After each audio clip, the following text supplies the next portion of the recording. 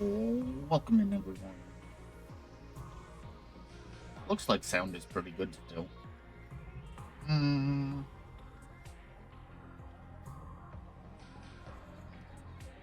Why have you at?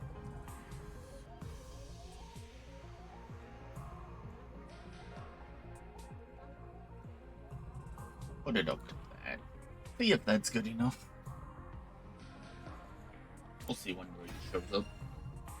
Or anyone else. Probably.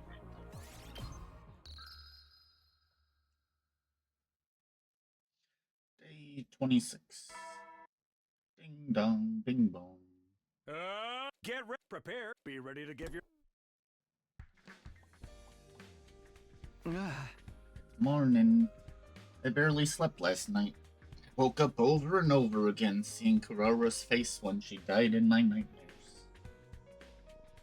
They won't get away after killing my friend so horribly. If I could, I'd kill them right now. But right now, we're too weak. We can't beat them. One poor attempt to revolt and we'd just be massacred. For now, we just have to obey. We just have to play the game. They wanted us to come back to the leisure lounge when we woke up. I hurried off to the leisure lounge.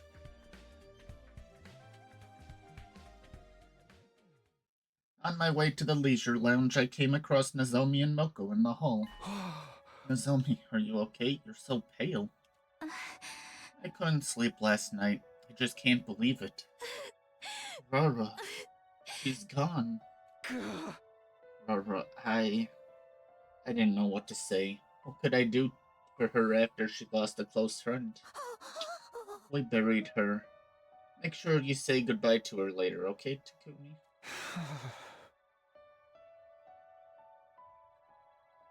Yeah, I promise I will.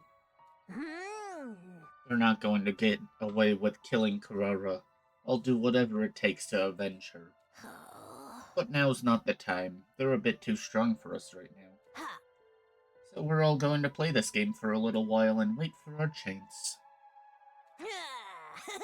For now, we just have to push all this grief down and grit our teeth.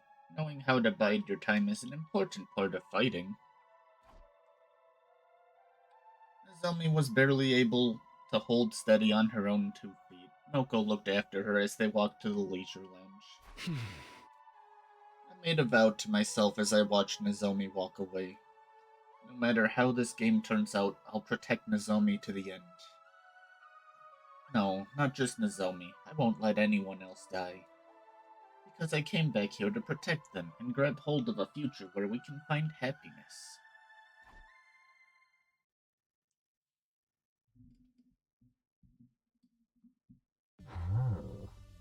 At last, I present to you the rules of the Invader Hunt.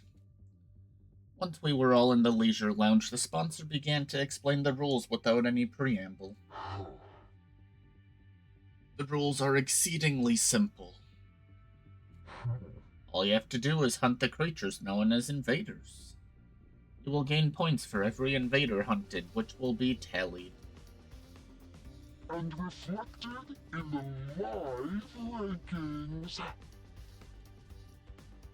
The names of everyone in the room were shown on a screen being held up by 2 bees. One round lasts 10 days. The person ranked last at midnight on the 10th day will be executed. Their cryptoglobin drained by my bees. Executed. Karara's death was proof that this was no bluff. They could easily kill us all.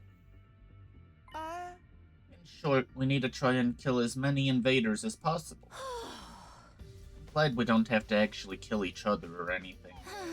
I mean, not glad, but if we're just hunting invaders, then we just keep fighting defensive battles, right? It's the same shit we were doing anyway. Not at all. What you were doing was merely defending your base. Hunting and defending are entirely different. To hunt, you must go out. The playing field is the space outside of the school. Will not receive points for any invaders killed at the school, no matter how many. Can't get any points anywhere in the shaded red. Area shaded red, that's anywhere within school grounds. That means if we want points, we'll have to go hunt down invaders wandering outside. So we're being forced to fight outside of the ring. It's too much for a shut-in like me to be forced outside like this. What happens if the invaders attack the school while we're all out there?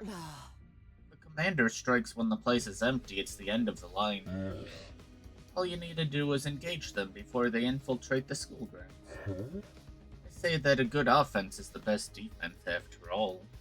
And we can't stray too far from the school. If we're not careful about how many battles we fight out there, we'll end up disqualified for going out of the ring. So we need to hunt in a place where we can quickly return to the school if something happens. How many are you gonna track? But how are you gonna track how many invaders we hunt down out there? You're not counting on an honor system, right? Someone would definitely end up lying about their numbers. These bees will count your points. Whenever you kill invaders, they will count the points and report them to me. In other words, these bees will be monitoring our actions while we're playing this game. Guess running away isn't going to be an option. And last but not least, the most important rule of all. You are strictly forbidden from causing me harm while the game is underway. Anyone who defies me will immediately become food for my bees. Try not to lose your cool. Rather tyrannical one-sided rule, isn't it? Does this mean we can't resist even if you use violence against us? Don't worry, I will not lay a finger on any of you. The game will immediately cease if the sponsor harms a participant without just cause. In other words, they won't hurt us as long as we do what they say. You're the one who enforces these rules. You turn on us, we're entirely without recourse. I intend to run this game as fairly as possible, otherwise things would be very boring. I promise not to violate the rules, please trust me on that. There's no way we can trust them, but we're in no position to argue. Now then, that concludes the explanation of the rules. There are plenty of other hidden rules, but I'm not so inclined as to give them all away at this juncture. Hi Reed, welcome in. Come up with strategies on your own, doing is learning. The sponsor looked at all of us and shouted, Special Defense Unit maggots, participants of my game, assume your new roles as proud hunters and claim as many invaders as you can. The invader hunt has hereby officially begun.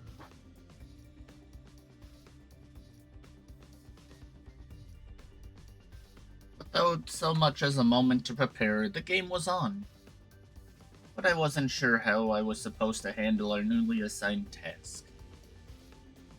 I decided to go back to my room and prepare to leave school grounds. Wonder how this works. The Invader Hunt is a point-based hunting game. I decided to review the rules of the game. The rules themselves were simple, all we really had to do was hunt invaders. However, the game field was outside school grounds. Even if we killed an invader, if it happened in a school facility or in the schoolyard, it wouldn't count. Basically, no matter what we do in a defensive battle, it won't be worth any points. If we wanted points, we had to go out exploring and hunt down any invaders we come across. It's way too dangerous to constantly be fighting out there. If we died outside school grounds, the drones wouldn't collect our bodies and the revivomatic wouldn't revive us. That would truly be final. We have to be careful so we don't die, and if we want to do that, we should probably form teams. In a team, there'd be someone there to have our backs, and we could look after one another to keep each other alive. We'd need comrades if we want to survive. Okay, before I go out, I should find someone to partner up with. I decided to go talk to everyone to see if anyone would want to team up with me. For some reason, when I went out onto the roof, everyone was already there. There was no sign of Doremi or Hiriko, but almost everyone else was there. Oh, everyone, great timing. I just figured out a way we can survive this game. Do you mind if we talk?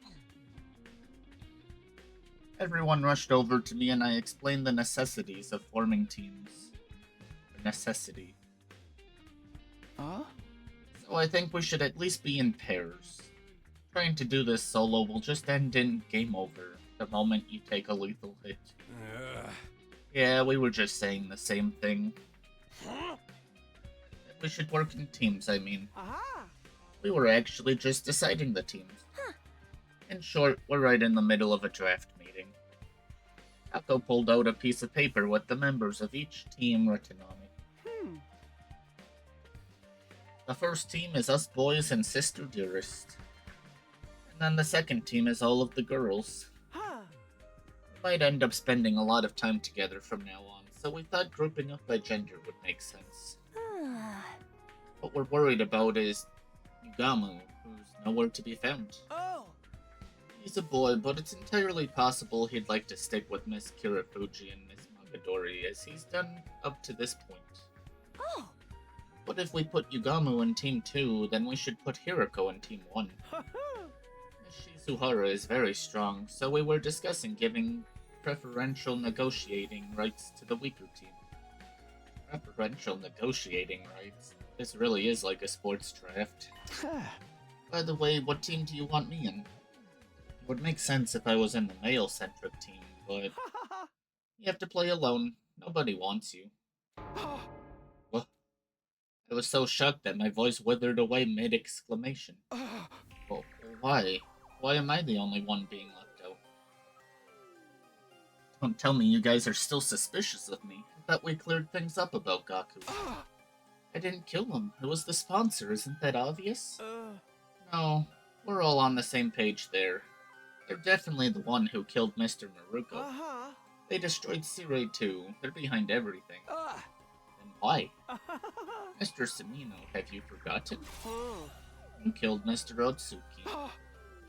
Sure, but why bring that up again? He was a traitor. He had to go. Even if I grant you that, he was still one of us. If you had a comrade who could kill another comrade without batting an eye, would you want to team up with them in a killing game? No way. You've got to be kidding. But... And whenever you do anything, someone invariably ends up dead. You're cursed! Do us all a favor and get out of here! You're more than cursed! You're the Grim Reaper! The Grim Reaper. It stung, but I couldn't argue. It was true that I was the common denominator in all of the deaths so far. I came back to the past and immediately killed Ado. And because I ignored the message on the blackboard on day 4, Gaku was killed the next day. And 2 days ago, I decided to join the game and encourage everyone to join with me. And because of that, Kurara died so brutally.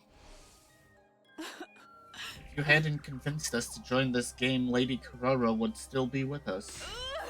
It's all your fault. All of it. Give her back. Give Lady Kurara back to me. The blood of Lady Kurara is on your hands! Yoshika drew closer to me, letting out a pained cry. I couldn't bring myself to meet her eyes, which were now red and swollen from crying. Yoshika, no. Moko put herself between us and embraced Kyoshiko. Yoshika. Blaming Takumi won't bring her back. It'll just make it hurt even more. But knowing how to swallow your sorrow is part of fighting. We need to be strong right now. I'm sorry, Takumi. Kyoshika understands, I swear. She knows it's not your fault Kurara died. But she has no outlet for her grief, so she's just taking it out on you. I was so shocked that I couldn't utter a single word. I had no idea everyone had so much contempt for me. All I ever wanted to do was to make everyone happy. That was why I came back. Where did it all go wrong? I swear, Lady Luck or Fortune or whatever the hell she's called turned against you the moment you offed Ado. Sheesh, this whole slew of shit speaks for itself. Not even I can help you out here. Sorry, but you're on your own. Sorry, Takumi. Reed, how's the sound?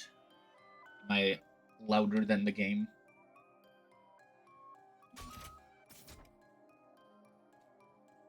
Everyone left one after the other, leaving me all alone on the rooftop. It's fine, let's go!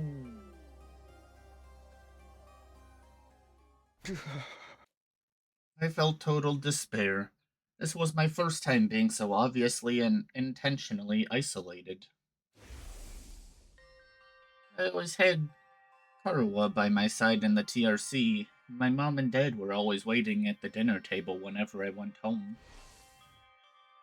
But now, here I was, all alone. I would have to face this game of death all by myself. Nobody would ever want to team up with the Grim Reaper. But then I thought of something. That's right, Hiroko. I saw Hiroko in my mind's eye. On day 5, she took me to the second-to-last defense academy. I said we needed to bring in a second team to increase our combat power. I can never really tell what she's thinking, but she's a surprisingly caring person. She might be willing to work with me on this. Maybe I should ask Hiroko if she'll team up with me. Feeling a sliver of hope, I decided to stop by Hiroko's room. I was praying hard as I rang her doorbell. Please, Hiroko, you have to answer. If you forsake me too, then it's all over. Maybe my prayers were answered because... Takumi, what do you need at this hour? Hiroko, thank goodness you're still here. I was almost tearing up with happiness. I'm so glad you're here, so glad. The moment I met you, you stirred my soul. Wow, he's really trying to butter her up. Can I go back inside? You're creeping me out. No, wait, just hear me out, please. You're not about to try to tell me about the word of God, are you? Yeah. Or knocking on doors talking about God. No. I explained everything that had just happened. I didn't leave out a single detail. I told her how they called me the Grim Reaper, how no one would team up with me. So, your already very low popularity has now hit rock bottom then. She's so mean to us. Great. It hurts when you lay it out like that, but in a nutshell, yes. At this rate, I'll have to do the invader hunt all alone. I'm begging you, Hiroko. There's no one else I can trust. Please team up with me. I lowered my head and pleaded sincerely. I believed that if anyone would lend me a hand to pull me out of my predicament, it would be Hiroko, but I'm afraid I must disappoint you. My hope was crushed. Is there anything I can do to change your mind? Team up with me, I'll work myself to the bone for you. Promise I'll be useful to you. It's simply not possible. I will not be teaming up with you for this game. Do you think I'm the Grim Reaper too? Please, I don't believe in that kind of superstitious nonsense. I simply have my own situation to deal with. Besides, I already have a partner. Just then...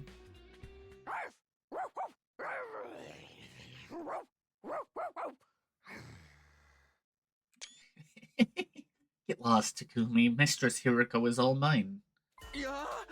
Dorumi. She's mine, all mine. Stupid puppy, I told you not to come out. Go back into your doghouse like a good...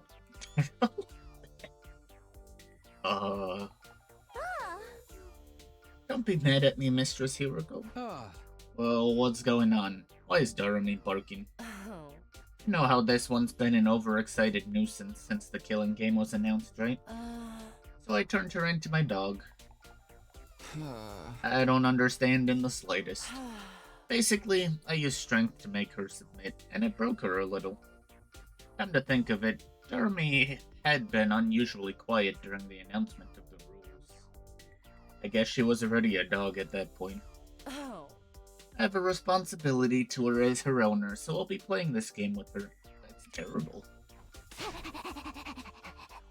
Go away, no boys allowed in the Yuri zone. Whoa.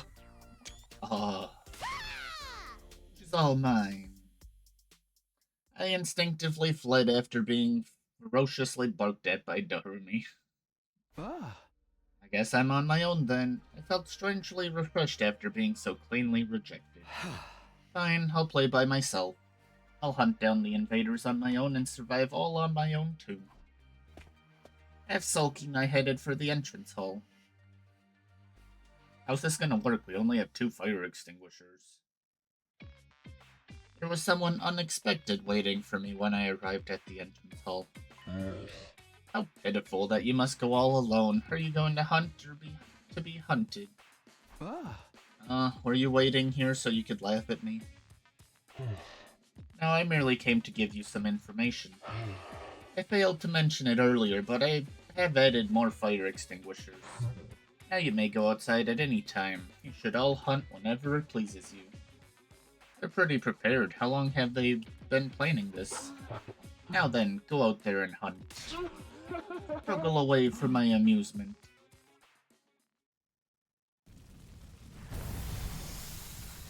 Yippee. It's dangerous to stray too far from the school. I should try to find invaders as close by as possible. I'm pretty sure a decent number of invaders were wandering around the city to the south. We'll head over there today. Do I have to actually explore? Just as I thought, there was a large number of invaders inhabiting the nearby city. They roamed around the ruins like zombies with no will of their own. They were all just basic cannon fodder. I could defeat them on my own. I sensed a presence and glanced up in the air to see one of the sponsor's bees were tailing me. Must be here to count my points. Okay, here goes. I stifled my breath and slowly crept up to one of the invaders. Time to attack with everything I've got. Wanted to attack, but my legs froze. I couldn't move. Am I scared? I'd fought on my own plenty of times before, but there was a difference between choosing to go in alone and having no alternative. I was going to have to fight alone forever. I was scared of confronting that truth. But I can't just cower forever, can I? Took a deep breath and steeled myself. This time I leapt out in front of the invader. Do we actually combat? We do. Oh. That's a good amount of them.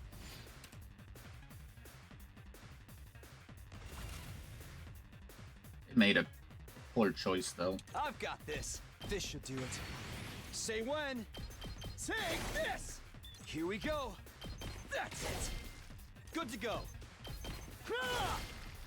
Here we go. That's it. Oh, let's do this. Yeah. Got it. Ready when you are.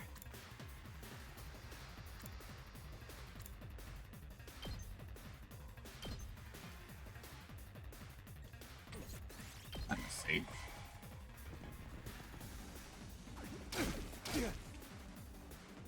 I'm spent. Here we go. Let's go. Harder. My turn.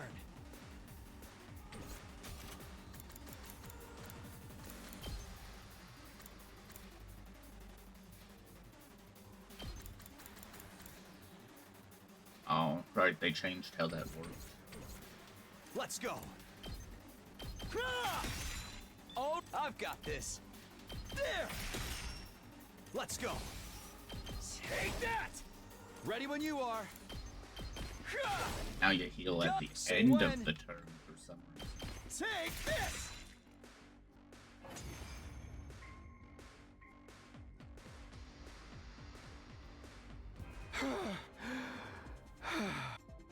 That was already exhausted, even though I only killed off a few minions. I can't come back if I die out here. The lingering fear of death weighed heavily on my mind and body. But I couldn't afford to rest. I had to do whatever it took to get more points, not to mention.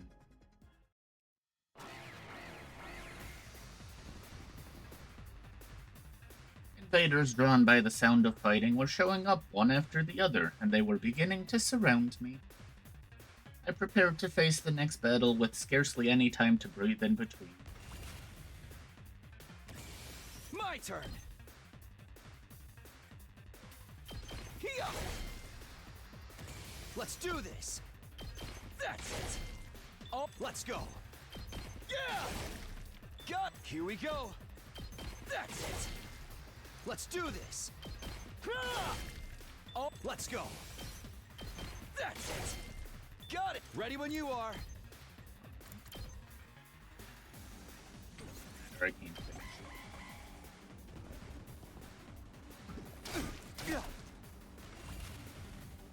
My turn. Well, Not bad. Here we go. Gotta push it. this one on. I've got this.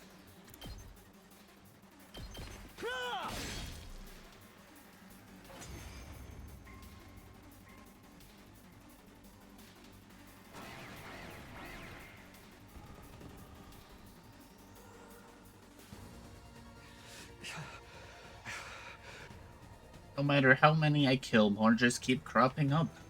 Invaders kept streaming in until I was completely surrounded. They were just mooks, but there were too many of them. My stamina was at its limit. I wish I wasn't alone. I needed to toughen up, but just telling myself that wasn't doing anything. For the first time, I truly felt how alone I was. At this rate, I'll die without anyone ever knowing. Just then, I'll help you out, Takumi. I heard a voice and turned around. Standing there was... Yugamu! Of course. Showing up uninvited but sorely needed. It's everybody's beloved Yugamu Omokage. What are you doing here? Were you trying to score some kills out here too? We can talk later. Let's take care of these things first. Our first joint effort. There was something creepy about how he put it, but I was grateful for him in the moment. Our breaths synced up and we began to clean up the swarm of invaders. Ready when you are. Take that! My turn! Oh, let's do this! Take this! Good to go! Got it! Say when! My turn! Like that deal. Let's do this! Time to use it. That's Ready on. when you are. All right, I've got this. Time for me to move.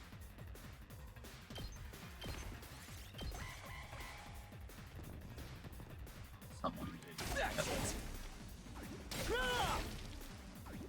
Take that! Yeah! Let's get to the killing. Oh, we basically. Thank you. My turn. Say when. This should do it. I've got this. Take this! Perish.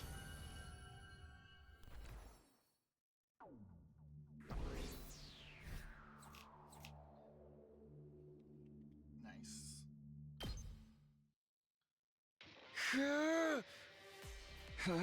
Is that all of them? Seems so. I didn't sense any trace of them. Or I don't. Well fought, Takumi. You were in quite a predicament considering it's the first day. I couldn't believe it. I was shocked to see how they just kept coming. I was almost killed by a bunch of weaklings. Fighting truly isn't something to be done alone. Right, I didn't get to properly thank you. You saved me, Yugamu. Thank you. If you hadn't run into me here, I might have been the first to be eliminated from the invader hunt. Oh, no need to thank me. It wasn't by coincidence that we met here. It wasn't. Yes, I've been following you all morning. You had no idea, did you? Tailing people is one of my specialties. Was he just joking to play off his embarrassment? No, that doesn't seem like what's going on here. He really was following me. And it makes sense why he'd show up at the perfect time to save me. Why? What was the point of following me? Oh, for the love of murder, don't be so wary of me, Takumi. I'm not going to eat you, alright, although you look plenty delicious to me. How could I not be wary of an assassin? Yugamu Omokage, the descendant of a family of assassins? I'll come right out and ask, why were you following me? I was figuring out my timing. I wanted to come gallantly to your rescue if you found yourself in trouble. Then I'd be able to show you how useful I am. Call it a courtship display. Why is everything you say so creepy? Well, that's the long and short of it. He muttered as he held out his right hand to me. Takumi, would you team up with me? He's offering to form a team. It was all I ever wanted in my isolation, but why do you want to team up with someone everyone hates? Wouldn't you rather be with Nozomi or Kyoshika or the others? I don't do well in groups. Honestly, I'd rather enjoy my kills alone, but going in alone is too risky. So I thought buddying up with the odd man out would be just the thing. Is that really the only reason? Made sense, but it's hard to decipher his true intentions.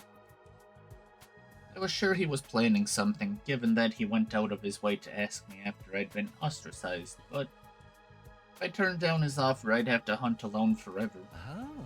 Well, will you join me or not? What do I do? Should I team up with Yugamu? You're giving me a choice on this? This is terrible. I'm gonna team... I kinda wanna see if we die right away.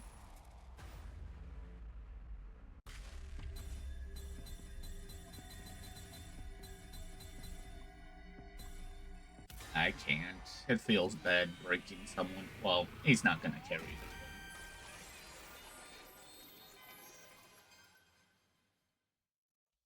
this. Well, you're stuck with me for a while then. I shook Yugamu's hand. Whether he could be trusted was beside the point. I simply couldn't carry on like this all by myself for much longer. For now, I would team up with Yugamu. I'm glad to see our hearts are in tune with each other, partner. Wanna try for the best couple award while we're at it? I don't think they're giving out awards here. Also, you and I are not a couple. While Yugamu and I were trading quips, we heard it. Whoa, what the? There was an ear-splitting sound and the earth shook, but it wasn't an earthquake. It felt more like... I sensed a torrential gush of overwhelming energy. Somebody with incredible power is present nearby. Don't tell me commanders are joining the hunt. That would be bad news. Just two of us wouldn't be enough to deal with the commander. A little bit of a reconnaissance would go a long way right now. Tiptoe after me as quietly as you can. Manage, Takumi. Right. We cautiously made our way toward the source of the sound, hiding behind pieces of rubble along the way. And then... Hey! You saw that, Mistress Hiroko? My 18th Invader kill! How have you been treating them? With the bloodiest brand of carnage only I can dish out. What else? Now save your breath for tearing them from limb to limb. Let those entrails fly!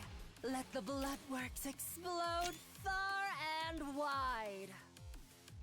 Oh, my Mistress Hiroko! Nobody goes wild as beautifully as you!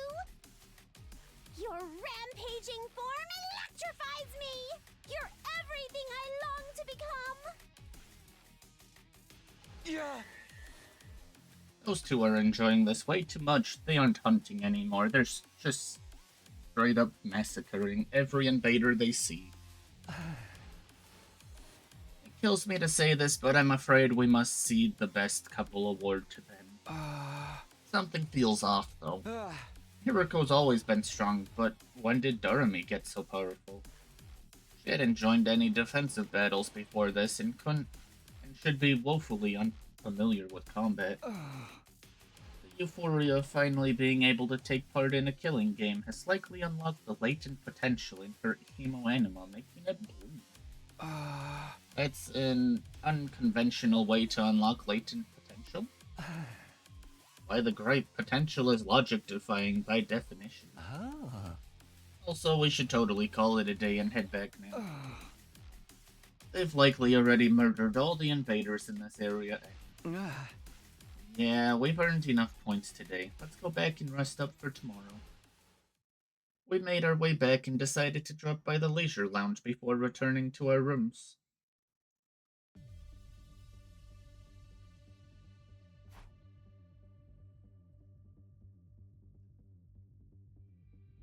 We checked the leaderboard.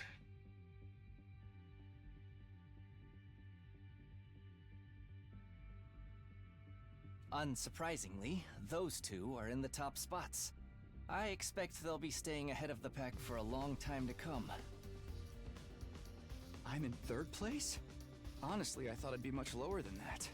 Well, I did take out quite a number of invaders today. And I'm in fourth. If we keep this up, we won't fall to the bottom of the rankings in the first round, at least. The first round of this game will last until day 35. Whoever finishes last in each round will be executed.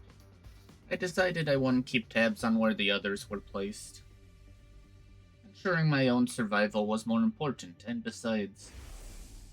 You're cursed! Do us all a favor and get out of here!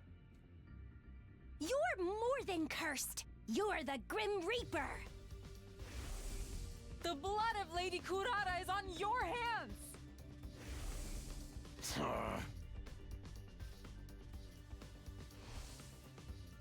I shouldn't be letting the people ostracizing me live rent-free in my head anyway.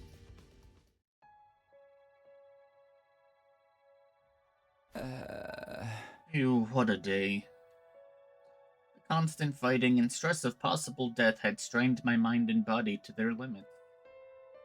I wanted to rest early to recover from the fatigue, but... Hey! Don't you explain what you're doing in my room? It's just something buddies do, right? And that's what we are. Buddies, partners, bosom chums. It goes without saying, we need to be joined at the hip. How about that one? Join your own hips and get out of here. Come on, bud, humor me. Pretend we're brainstorming strategies for the rest of the hunt. How about that? This game's more of a marathon than a sprint, so we gotta come up with a long-term plan. Playing it by ear the whole time is bound to lead us to quick and easy death. He makes a very good point. Can't you at least make it clear whether you want to be disgusting or discreet? Who would I be if I didn't dabble in a little bit of both? Call me a double dipper if that's what turns you on. Hey! In your dreams. Interesting. After that, we spent several hours discussing strategies for surviving the killing game in the days to come.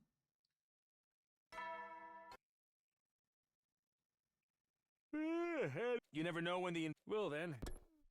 Good night.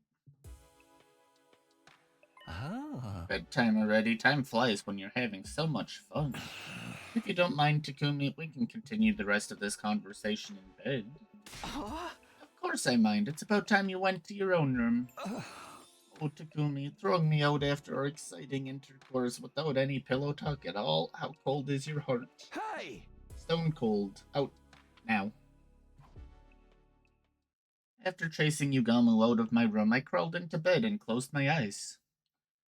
I had to grab every second of sleep I could to let my tired body recover, but...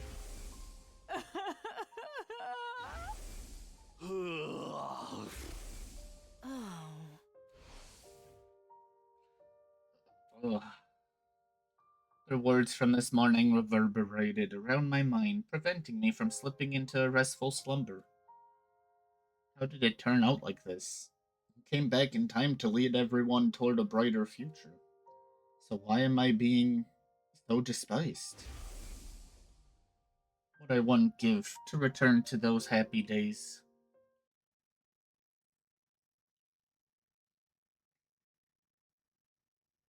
Ah. Let today's hunt begin. I trust you're ready, Takumi?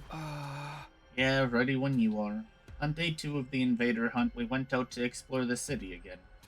Earn points by hunting down any invaders we can find. Found some right off the bat. Check out that swarm of invaders at 2 o'clock. I turned in the direction Yugamo mentioned and found the invaders lurking behind a ruined building, like he said. I don't think they've noticed it yet. Let's get closer and catch them by surprise. Put on your pussy boots and slink behind me, Takumi. Okay then. Sure. Yugamo had clearly adapted well to the rhythm of the game. He knew how to make quick and decisive action to earn points for our continued survival. I, on the other hand, my feelings had yet to catch up to the strange situation of me participating in a killing game with him as my teammate. What was I doing? Why did Yugamo propose a partnership in the first place? Was my life even worth living if I had to kick someone else down to do it? There were so many things on my mind, but on Takumi, time to sound the death knell for them. I didn't have the luxury of time to think them through. Fighting to survive was the only thing I could afford to do now.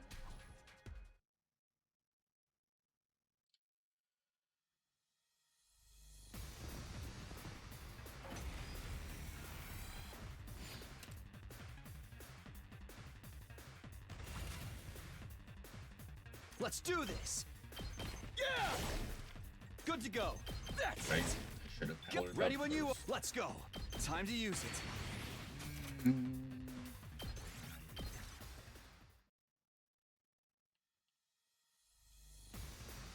Here we go. This should do it. Good to go. Hurrah! Let's do this. Hurrah! Say when. There. Ready when you are. Ha! Oh, let's do this. That's it. Let's go. Hurrah! Got it. I've got this. Harder.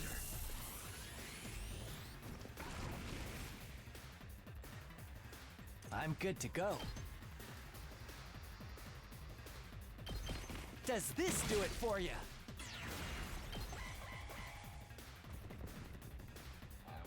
You guys were supposed to split up. I'm exhausted. Yeah! I can't wait. Stinks, doesn't it? Let's get to the killing. Does this do it for you?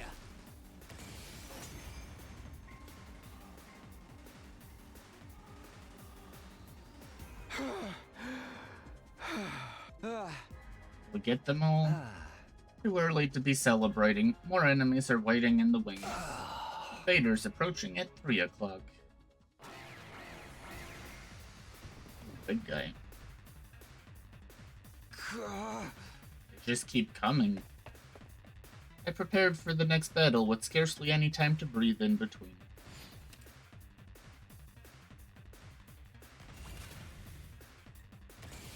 Good to go.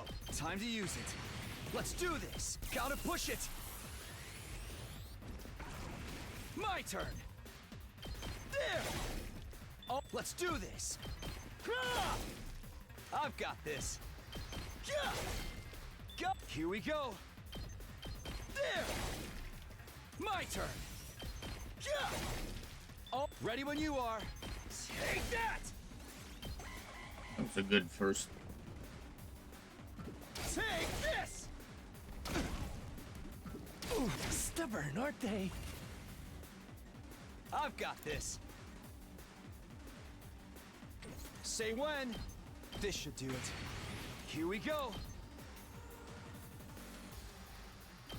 That's it. Got. Let's do this.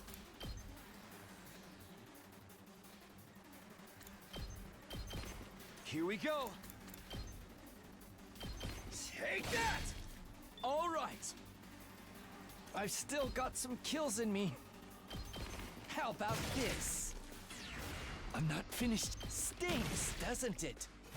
Oh, he dealt a lot of damage. I didn't know it was a +2 after he attacks one ring.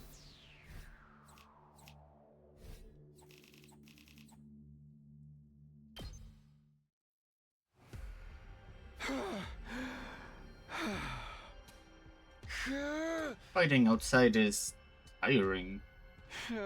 My body resists me whenever I think about how death is permanent out here. You need to relax, Takumi. At this rate, you'll kill yourself first before the enemy has a chance. I don't get it. How are you so calm? You're not even perspiring.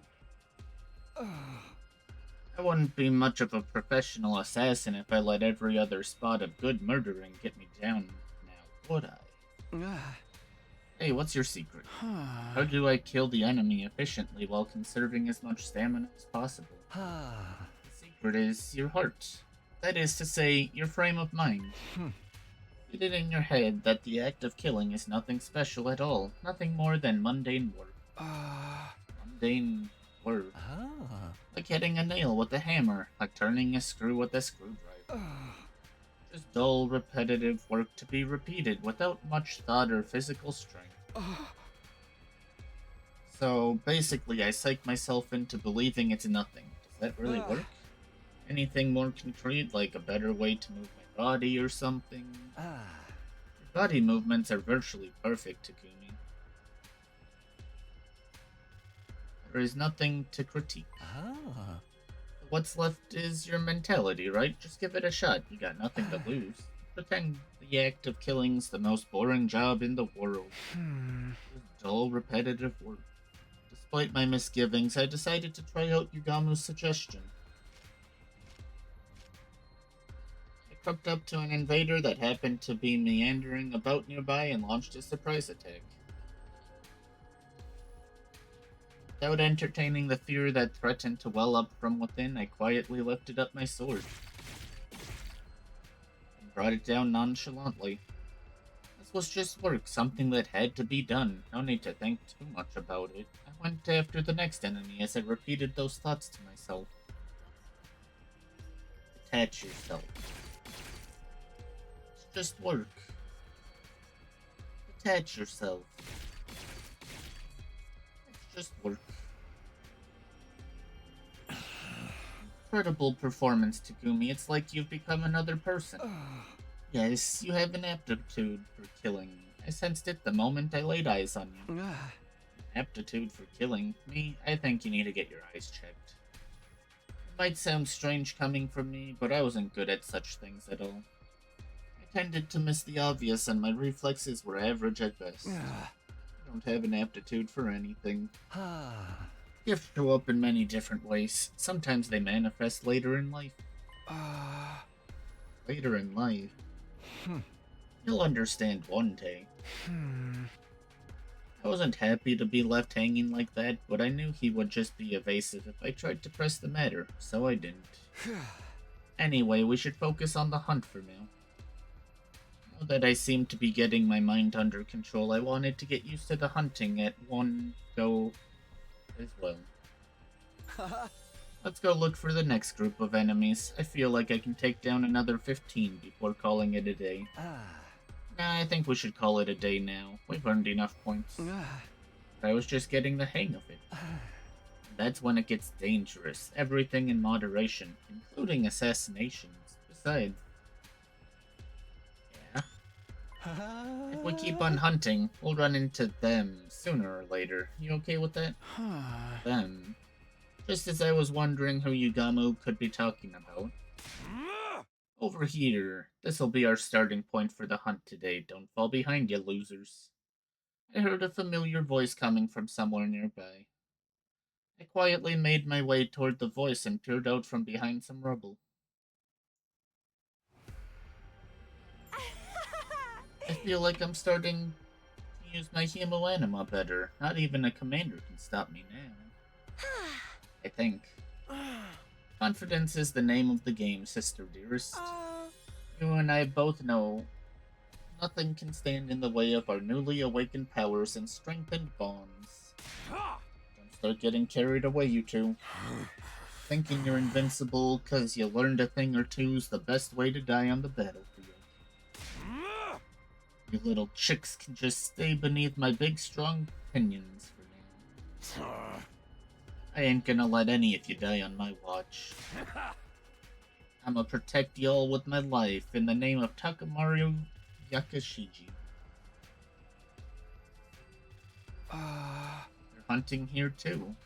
Takamaru, Ima, and Kako weren't the only ones. I could see Tsubasa, Nozomi, and the others in the distance as well. Why does fighting invaders outside the academy seem much more graphic? Like I'm really killing something alive, and all that blood, so much blood. The feel of that invader I just took down still lingers on my hands. Tsubasa, are you okay? I can give you a back rub if it makes you feel better. I think a big one's coming. Why didn't I bring any barf bags with me? Lady Tsubasa is about to start puking like a fountain in a fancy park. Is there anything we can give her in place of a barf bag? Alas, necessity knows no decorum. Lady Tsubasa, heave into my sheath bag if you must. Are you sure, Kyoshika? Isn't that the Holy Jamonji Sword's pajamas? The Holy Jamonji Sword is a party animal with a soft spot for the ladies. She'll understand. Now come, Lady Tsubasa, let it all out, and hold nothing back. I'll be fine. I pushed everything down with sheer willpower. The roiling stopped. Sorry guys, I haven't been feeling well since this morning. You don't have to mind me. Go on and get more points for yourselves. We're not supposed to mention that, Tsubasa. Looking out for one another is what teammates do. No wrestler worth their salt abandons their tag partners to get ahead in the match. Loyalty above self. None shall be left behind. It is the way of the warrior. Takamaru was desperately trying to protect Ima and Kako, who weren't used to fighting. Nozomi and the others refused to abandon Tsubasa, even though she was holding them back. They were watching out for each other like true friends. I used to enjoy that sort of relationship with them, too. I could feel my strength rapidly leaving my body. That's right, I've been alienated. What I just saw only served to cement that fact. All those kind and comforting words would never be for me. You look like you're in a lot more pain now than when you were fighting the enemies. That confirms it. Your fatal flaw is that fragile mind of yours. I left the place quietly and made my way back to the school, taking care not to be seen by the others. Taking back with me nothing but an armful of distressing thoughts and feelings.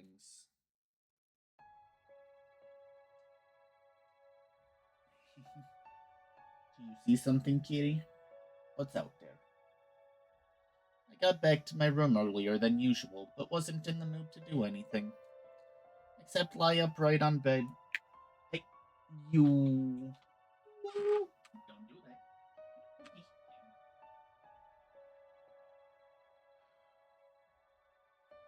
Except lie upright on bed and stare long and hard at the ceiling. Ding dong, bing bong. You never know when. Well then.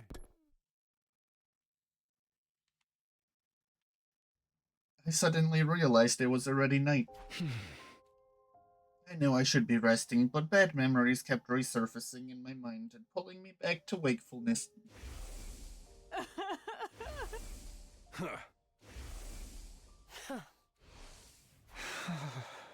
Like I'm being punished just for being alive. The pain of being despised was more excruciating than anything the killing game or defensive battles could inflict upon me. In the first 100 days, it wasn't a happy ending by any means, but at least everyone was my friend. We had a barbecue. We set up festival booths. We got testy with each other sometimes, but we always made up in the end. Our bond became unbreakable. How do I repair our friendship? How? As I was agonizing over this matter, Ah. is that Yugamu? Maybe he wanted to discuss our strategy for tomorrow's hunt.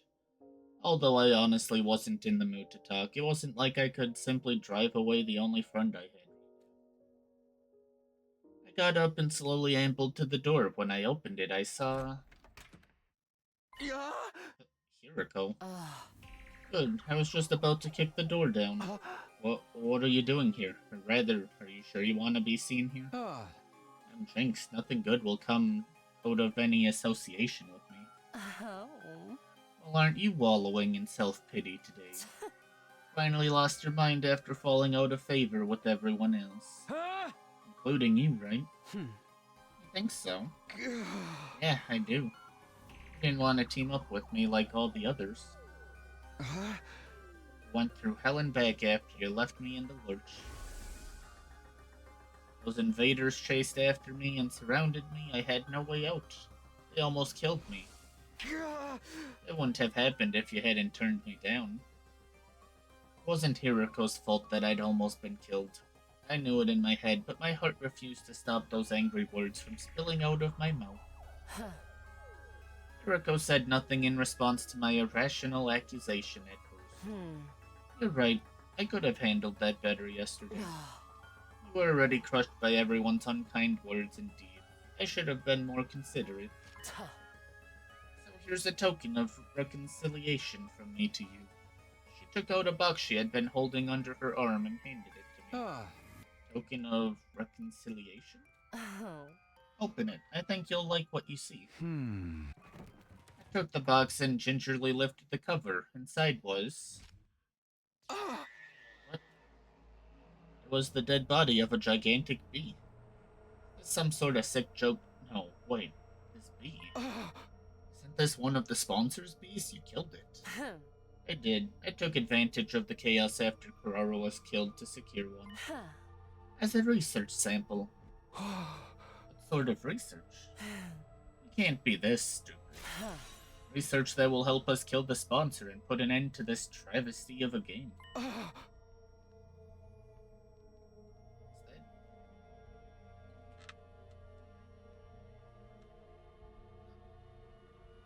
It is not my air conditioner on. I was dumbfounded by how nonchalantly Hiriko talked about killing the sponsor. Sponsor's invincible. We can't kill them the way we are right now. Oh. We can, as long as we find a way to deal with the two weapons they wield. Ah. Two weapons. Oh. The bees is the first. The other is that suit they're wearing. That spacesuit thing. Yes, I believe that suit is the source of their invincible power. She was right. We attacked the fellow with all our might, but didn't manage to even scratch the suit. The outfit clearly had some special powers attached to it. How confident are you of finding something? Oh. My research on the suit is already in progress, and I expect to discover its weakness in the very near future. Really? Oh. However, I'm too deeply involved in researching the suit to spare time for anything else. Oh. I've not done anything about that bee or the identity of the sponsor yet, and you're bringing me on board to deal with the lack of men. Something like that.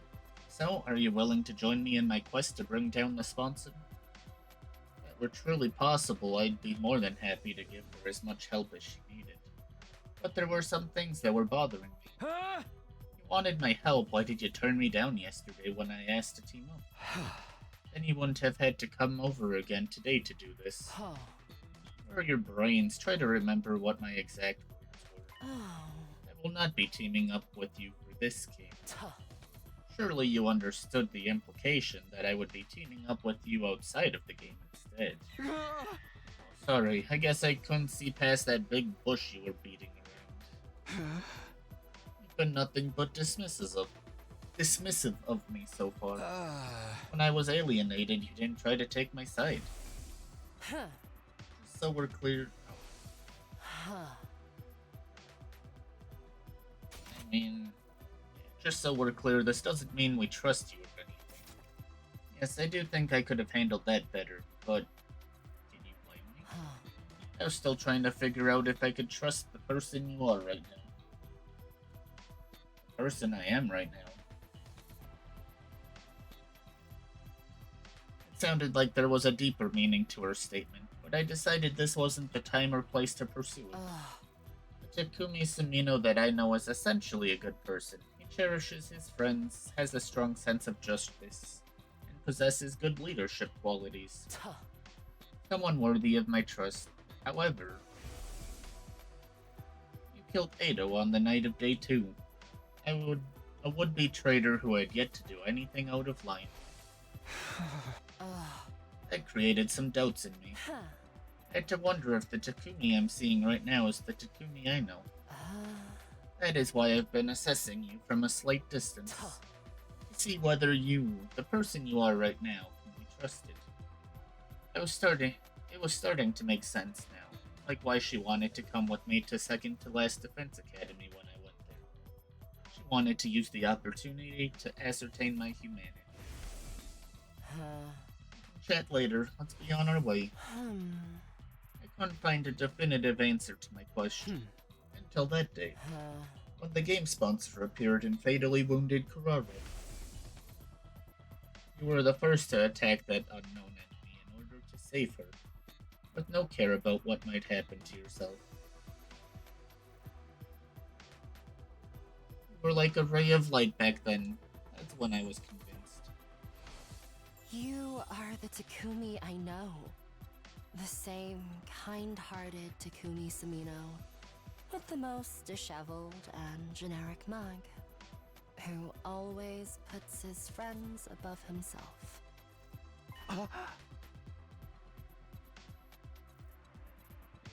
My tears threatened to spill over despite myself.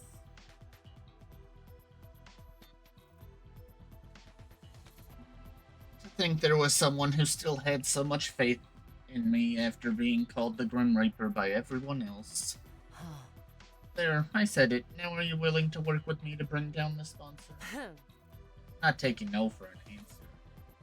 I wasn't as cold-hearted as to say no to someone who had just bared so much of their heart to me. However, you know I want nothing more to do just that, but I'm already in a team with Yugamu. What should we do about him?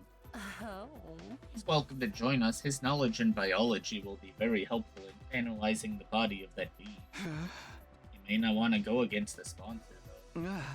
When it comes to killing someone, he tends to err on the side of discretion and deliberation. That's where your leadership abilities come into play. Leader what? You have just been appointed the leader of the Anti-Sponsor Elite Alliance. Hang on a minute. Shouldn't the one who suggested the partnership in the first place be responsible for taking the lead in... You know I'm not the leader type. Working orders is just not my kind of thing. Excuse me? You expect me to believe you after all that tyranny you displayed in the previous 100 days? I'll leave the convincing to you, leader. The Anti-Sponsor Alliance will turn this situation around. Defeating the invincible sponsor of this game. It sounded impossible, but being told we could do this by Hiroko of all people, somehow it felt like we really could. Maybe the others would have a better opinion of me if I played a part in taking down the sponsor. Maybe we could become friends again. I fell asleep clinging to that small ray of hope that had lighted up in my head.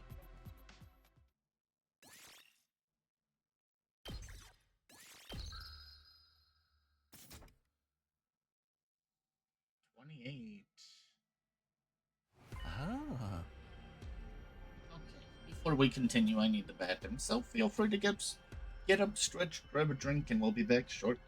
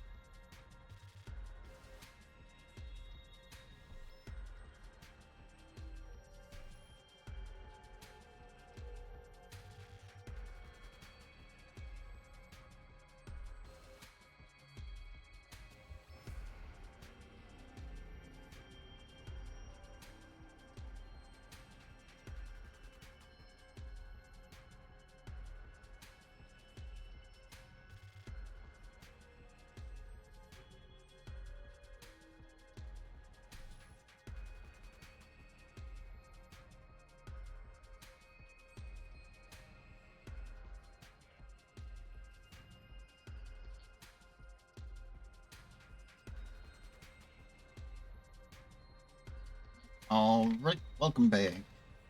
Alliance? Sure, sign me up. Igamu agreed to join the anti-sponsor alliance so readily I almost felt disappointed. That's it? You're not gonna think about it a little more? We're going up against someone virtually invincible, you know.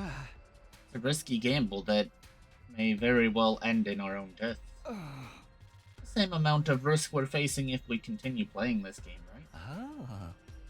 We may not end up in last place during the first round, but what about the second?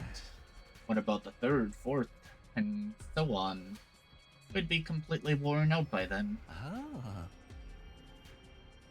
Would we be able to drive away any commanders who choose to launch an attack during that time? Either way, our strength will slowly be sapped away. Exactly. None of the others have noticed yet, but we're standing at the crossroads of destiny right now. Either we break free of the situation, either by defeating the sponsor, or get slowly tortured to death as the game drags. So you can imagine how grateful I am to Hiroko for taking the lead in revolting against the status quo. The thing is, his expression darkened. I have one major cause of concern with this alliance. What's that? Hiroko's current teammate, Darumi. She's made no secrets of how much she loves killing games. Hard to believe she'd be sympathetic to our quest to put an end to this game. You know what I mean? I'm sure Hiroko will find a clever way to hide it from her or something. She said as much last night. What does Darumi think about this plan? Killing the sponsor to end the game, she may get mad because she loves her killing games so much. I'm keeping it a secret from her. She's merely my in-game partner, that's all. I was never going to let her join the anti-sponsor alliance. Incomprehensible. Why even bother teaming up with her in the first place? I'm sure she has her reasons that she won't reveal even if we pressed. Ah yes, femme fatale. The name is Hiroko. Thy name is Hiroko. Not that I approve of allies keeping secrets from each other. Speak for yourself. Point taken. We'll put Darumi on the back burner for now. So what exactly are we expected to do? Good question. Our top priority is to earn as many points as possible. The plan immediately falls apart if anyone in this alliance gets executed in the first round. Stay in a rank that safeguards you from that outcome. Understood. Safety first. Basically, focus on the hunt in the morning and anti-sponsor alliance activities in the afternoon. Your role in the alliance is... I want the anatomy and abilities of this bee to be thoroughly analyzed. This will primarily be Yugamu's job since he's so good at dissection. Good? You mean fabulous. I'm dying to get my hands on those bee remains already. By the way, what's your role? Takumi, I want you to investigate the identity of the sponsor. Focus on whether they're an invader or not. How exactly am I gonna do that? Look up books in the library or something? Horses for courses and all that jazz, right? Best person to ask about invaders would be an invader herself. So Ava then. Yeah, Hiroko passed me the key to the cage in the courtyard and said she'll leave the interrogation to me. Think she'll be cooperative? She's a former commander we captured and imprisoned. I doubt she'll betray her companions so easily. I know. Let me tag along. I'm quite the killer torturer, if I do say so myself. No, you stay far, far away from her. And wipe that drool off your face. It wasn't easy for me to build some semblance of a friendly relationship with Ava, and I wasn't about to let this lunatic flush that down the proverbial toilet. Acknowledged. I'll follow Hiroko's general directions as instructed. That means going out there to earn some invader points right now. You ready, Takumi? Yeah, ready when you are. We took out our weapons and went around attacking the invaders loitering in the ruins. I applied Yugamo's advice from yesterday about treating the killing as mundane work. Lifted up my sword quietly and bring it down nonchalantly. It's just work, I kept repeating to myself in my head. Detach yourself. It's just work. Detach yourself. It's just work.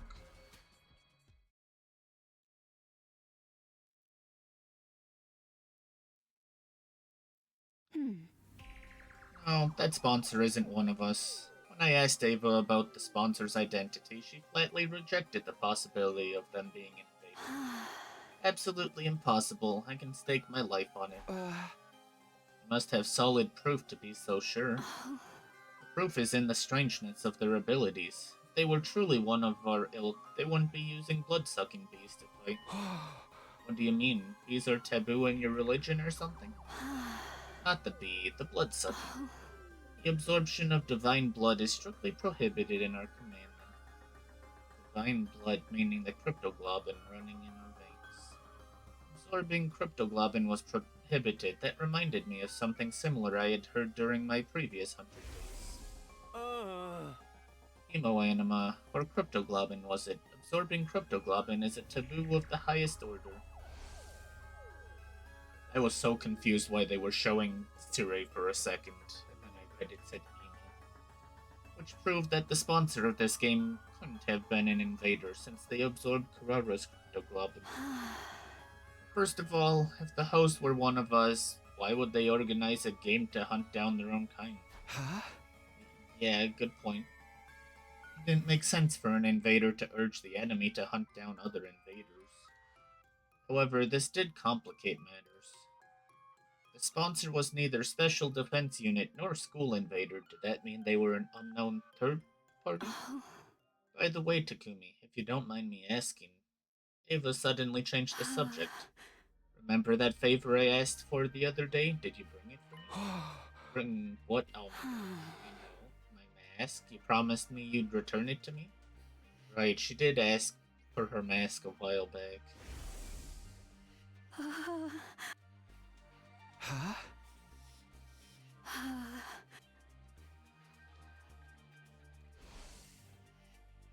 The mask was really important to her, as much as I'd like to give it back to her right now.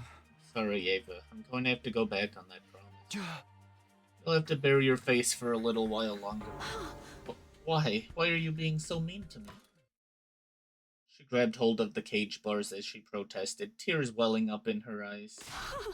Exposing our plain faces is as embarrassing as walking around outside without clothes. You enjoy humiliating me so much? This is prisoner abuse. But wait, calm down. Not trying to be mean, but it's just the timing's not right. What do you mean the timing's not right? Mask is a symbol of your identity as commander, right? Wearing it will make everyone realize that you're also a target of the invader hunt. As a commander, Ava was most likely one of the targets of this game. Her death would likely result in a lot of points. If anyone realized that, she was bound to be murdered sooner or later. Hey! I can't give you back your mask in order to keep you safe, that's all. I can protect myself. I'm not known as a hero among my people for nothing. But you can't use any of your powers when you're inside this prison. You'd be like a sitting duck. But, look, you have to just accept it. I'm not about to sit around and watch you get killed. You're not getting your mask back no matter what. Ava looked entirely unconvinced, and it seemed like she was about to protest again. But this is awful. She sighed deeply in what sounded like resignation to me. Hey, cheer up.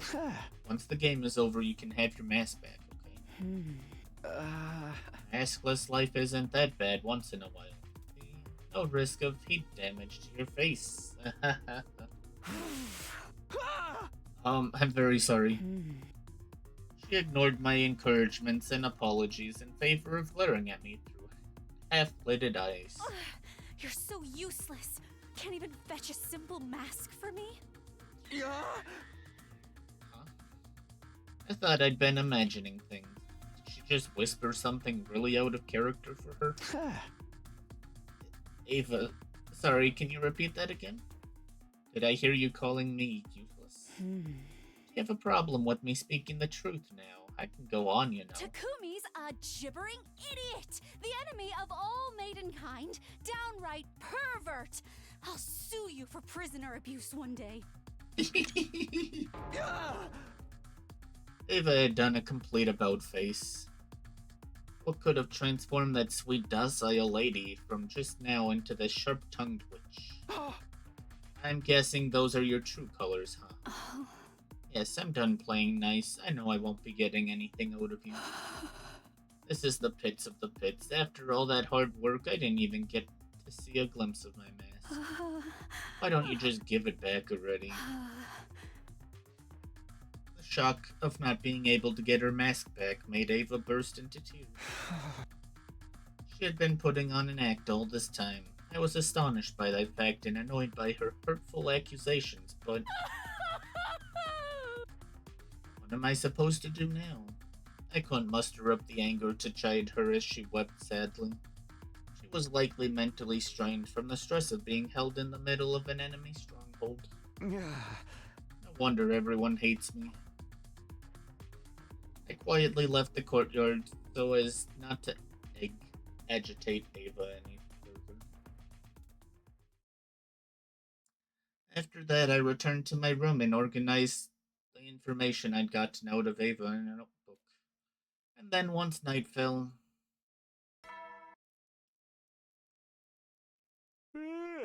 You never know. Well then.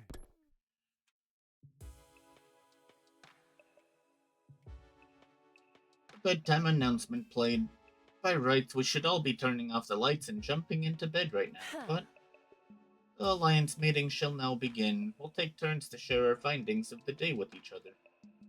It had been decided that the Anti-Sponsor Alliance would be holding nightly meetings in my room to exchange information starting from tonight. You start first, Takumi. Learned anything new about the identity of the sponsor? Yes. According to what Ava told me, I shared the results of my investigation with everyone. About how the bee could not have been a weapon of an invader. That blood-sucking was taboo to the invaders, so the sponsor couldn't have been one since they sucked Karara's blood. In conclusion, it's quite likely the sponsor is an unknown third party unrelated to us or the school invaders. That's all from me. We're already having enough trouble with the invaders, and now there's a third party. This is highly displeasing. Be that as it may, I must commend you for the job well done. That was remarkable work for a person of your intelligence. Thanks, but can I get something other than a backhanded compliment once in a while? I'll work on it if I feel like it. So that's a no. Allow me to go next. After dismembering the dead bee and investigating its anatomy, I made several discoveries. First of all, the bee was modeled after a type of parasitic wasp. Horrible species that parasitizes the bodies of butterfly larvae and feeds off their innards. Basically, that bee was simply a scaled-up version of a parasitic wasp. There's just one major difference between this bee and an actual parasitic wasp. Bees and hornets usually use their stingers to inject poison into an enemy's body. This giant bee, however, uses it to suck stuff out. Like a blood-collecting device of sorts. It works more like a mosquito stinger. We all saw the bee use it to suck the blood out of Karara. Yes, and she was drained in a few seconds, a testament to the strength of its suction. But it does bring up another question. The body of the bee has nowhere to store the blood it sucks. Where did Karara's blood disappear to? Maybe it was warped to another place instantly? It's likely that's what's happening. Maybe it's designed to transfer all the nutrients it sucks up into the sponsor's stomach. In other words, the sponsor's using the bees to consume cryptoglobin. Just a hypothesis. If that turned out to be true, it would mean the sponsor absorbed Carrara's blood. The thought of my friend's blood being used as food sparked an intense rage within me. And that's all I've got. Let's hear what Hiroko has to say now. Any progress on that suit the sponsor's wearing? Yes, I'd venture to say there's been some major progress, much more than I initially expected. I may be able to get my hands on a spare suit worn by the sponsor in the very near future. There's a spare suit? Yes, and I've almost pinpointed its location. All that's left is to find the coordinates. Hiroko previously said the sponsor's invincibility came from that suit. If we could secure something similar, wouldn't that make us invincible as well? Where is this spare? We can look for it together. No, that won't work. I'll search for it myself. Why? 3 sets of eyes are faster than 1, right? Because I'm the only one who can find the place. Something terrible beyond all imagination may happen if someone other than me discovered it. So don't even try, understand? Her assertive tone made it clear that there would be no further discussion on the matter.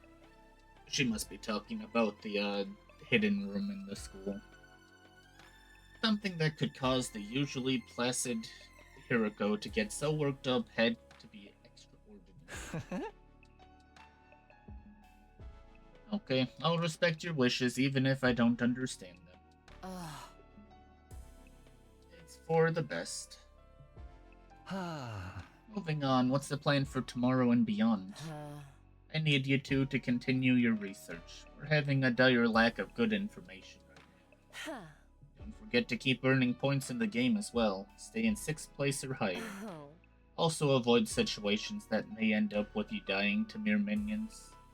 As usual, we're going with safety first. If you accidentally die, I'll bring you back to life and kill you myself, Takumi. Why only me? Because if anyone will screw up, it's you. I'll be fine. Yugamu's with me. And I'm not that bad of a fighter myself. You should be watching out for yourself. You were the first to die last time. Please, are you talking to me? I'm much stronger than the Hiroko you knew. Doremi and I can take out a commander or 2 by ourselves. Doremi, huh? Yugamu's expression darkened at that. Hiroko, I just don't get it. Why would you team up with Doremi, of all people? I'll be brutally honest. The fact that you're a team doesn't fit right with me. She loves her killing games. I can't imagine she won't at least try to sabotage her work if she ever finds out about it. Rest assured that she'll never find out. She's just my in-game partner. Nothing more, nothing less. Talking about the what-ifs right now. Can't guarantee that it won't happen. You really ought to dissolve your partnership with her. No, I'm not letting her out of my sight. She has an important role to play as well. Which is... I can't tell you. Why not? Shouldn't allies share as much information with each other as possible? Yugamu continued to question Hiroko about her reason for teaming up with Doremi, but she kept quiet throughout. Interesting. The alliance meeting ended on a slightly sour note because of that. Is this not Doremi, actually? No, it's gotta be Doremi. It had been 4 days since the game started, and I had gotten used to fighting outside the academy. I would wander around town quietly in search of invaders and strike them down using as little energy as possible. Detach yourself. It's just work. Detach yourself. Take their lives. Oh, detach yourself. It's just work. Seems like I'm in pretty good form today. I doubted I would end up in last place in the first round if I kept this up. But ensuring my survival alone wasn't enough to put me at ease. The ultimate goal of the Anti-Sponsor Alliance was to put an end to this game by killing the sponsor. What was the sponsor hoping to achieve by making us do this? I couldn't get that one thought out of my mind as I cut down one invader after another. a way, the sponsor and Sire were similar. Both were trying to make us fight against invaders. Except Sire never ordered us to fight outside the academy. He always insisted we fought on the academy grounds. On the other hand, the rules laid down by the sponsor basically forbade us from doing so. They were designed to make us fight outside. Why was the sponsor so determined to make us fight out here? Did they not want us using the revival magic? Ooh, now that he mentions it. He's trying to get us out of the building to search it, I think. It's one of us, probably.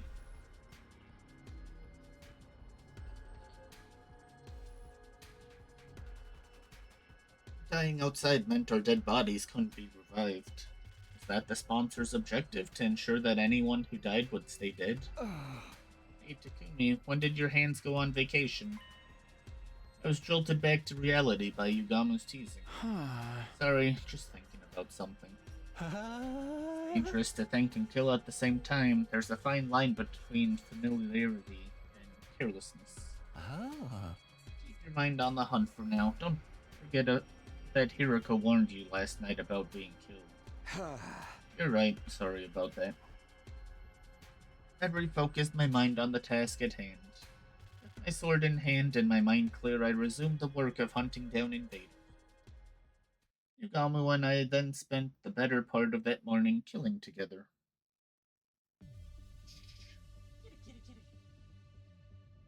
Nope, ignored. We returned to the academy a little past noon and immediately made our way to the leisure lounge.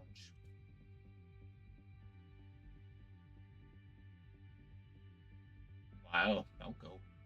Oh, Yugamu. Tsubasa? That's crazy. Shoma's still at the bottom. That's probably where he'll stay.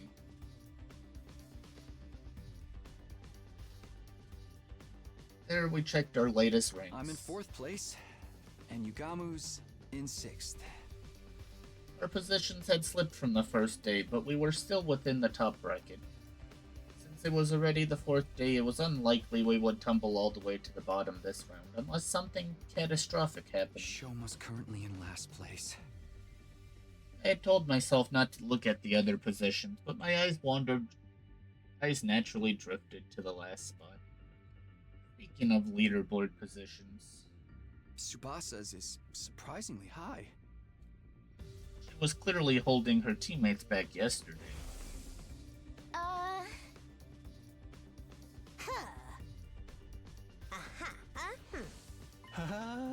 She's likely benefiting from the points sharing system. What points sharing system? What, you haven't noticed? There's a way to earn points in this game without killing any invaders yourself. Yugamu took out a notepad and started drawing some sort of diagram.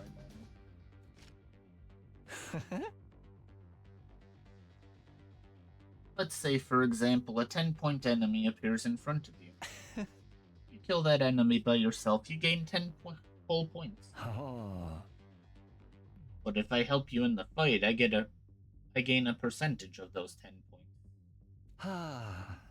Could be 50-50 or 80-20 split depending on the situation. It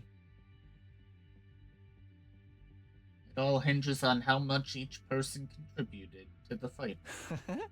Simply joining the fight earns you at least 10% of the points. Tsubasa's Hemoanima is very versatile, and so I'm sure she's earning points by supporting the others. So every member of the team gets some credit as long as they work together like in sports. A strange but fitting comparison. Weaker players earn points by focusing their efforts on supporting each other. Stronger players gain support by offering to share points with those who do. This game may not be about pure combat prowess, but how well we work together. We're being tested on our teamwork in a killing game. A killing game usually pits participants against each other, but the rules of this one clearly lent itself to fostering teamwork. Had this been implemented to adjust the difficulty of the game to her level, or did the sponsor have some ulterior motive? I returned to my room, unable to quash the indescribable wave of nausea threatening to bowl me over.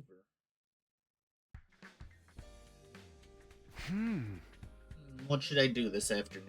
I was in my room trying to figure out what to do in the time I had before the nighttime meeting. My role in the anti-sponsor alliance was to find out the identity of the sponsor, but it's not as easy as it sounds. I felt like I needed clearer direction. Like, where was I supposed to even start? Only I had a hint of sorts to help me get the ball rolling. I suppose I'll just have to ask around. Asking around for information would be the best way to find clues that might shed more light on the matter. Asking around, yes, that's what I'll be doing today. The others would surely be shocked to see the most unpopular guy in school right now approaching them out of the blue. But I can't just hole up in my room all day without at least trying something. I steeled myself before dashing out of the room.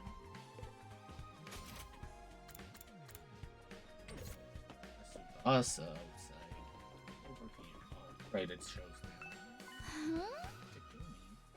Tsubasa lowered her eyes awkwardly when I called out to her. I'm sorry for abandoning you the other day. Did everything turn out alright after that? Yeah, I managed to walk away with my life somehow.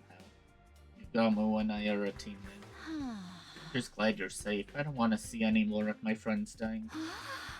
Oh, that means Shoma's in trouble for the first round. I was not taking part in the game at all. Nakamura's been pulling out all the stops to invite him, but he refuses to even leave his room. I see. Shoma is probably going to be the first to die if things continue like this. But we could save him if we took down the sponsor before that happened. Tsubasa, do you happen to know anything about the sponsor? I'm trying to find out their true identity. That's a question I'd like to answer myself.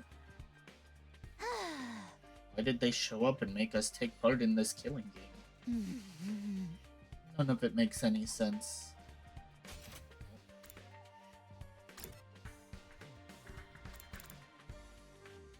Oh. Info about the sponsor's identity. Oh my, are you investigating that too? As in, you're also looking into this? You bet. I even tried to film a day in the life documentary of the sponsor some time ago. Day in the life? First I made a camera with the gift-o-matic, then I tailed the sponsor around for 24 hours. That way, if they ever revealed their face during that time, we'd catch it on film, right? Oh, I wish. They cling to that spacesuit like it was the championship belt itself.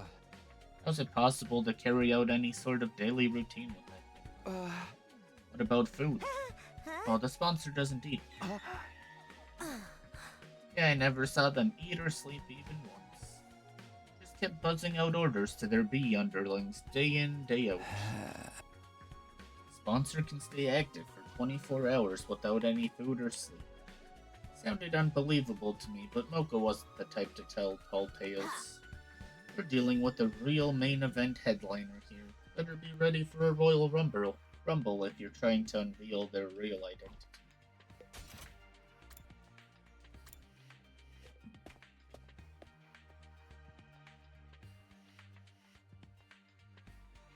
Water.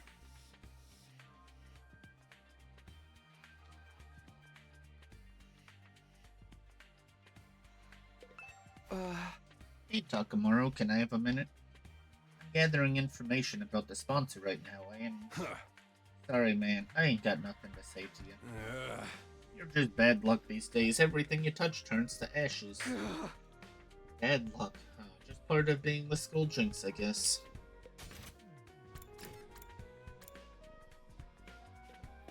Why are we talking to Ava constantly? She obviously doesn't like us. Ava was in her cell looking as dejected as I'd left her. She was clearly still aghast at not being able to get her mask back. Wow, who would have thought? 71 days to go. And we're already down 2, 3, Sorry, people. Do not speak to me as if we were friends. I will never, ever forgive you for sending Lady Carrara to her dismal life death. Begone, accursed Grim Reaper, and give Lady Carrara back to me. Calm down, Kyoshika. I'm sorry, Takumi, but Kyoshika's still very angry about what happened, so... I knew I wasn't popular, but actually having such vitriol viewed directly in my face was a sobering experience. It's an Ichigo. Hi, Ichigo. Arumi. This is bliss. Whoa, who just shouted? It is a Durami, and I'm shouting because this is the happiest I've ever been. Killing game, check. Mistress Hiroko's lapdog, check. Killing and killing and killing every day and night, check, check, and check. I'm Mistress Hiroko's loyal lapdog in a killing game. What else does a person need to be happy in life? Just thinking about how I'm gonna wring the innards out of those invaders tomorrow releases so many endorphins into my brain. I may just pass out from sheer pleasure. She's so crazy. Jeremy was enjoying the current situation with every fiber of her being. I still couldn't understand why Hiroko would team up with someone like that. Got zero information. Okay, I've collected quite a bit of information.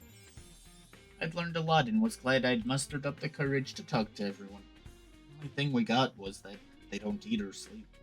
Supposedly. Yeah, you are silly.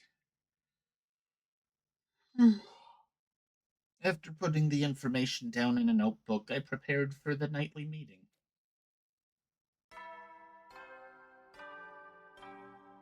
Yeah, you too. You never know. Well then.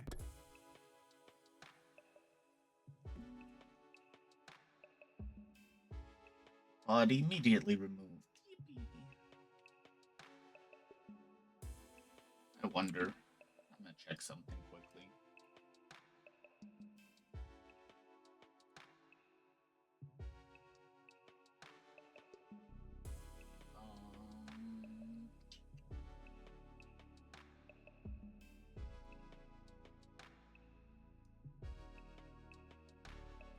Yeah, I can just have it removed. That's the better choice.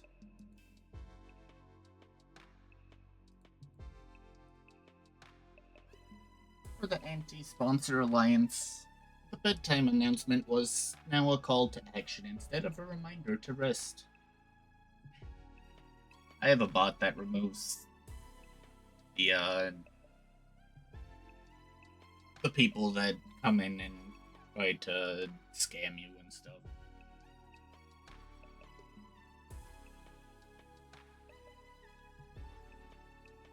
It's time for us to gather and report on the day's findings. So now we know it's highly possible the sponsor doesn't eat or sleep.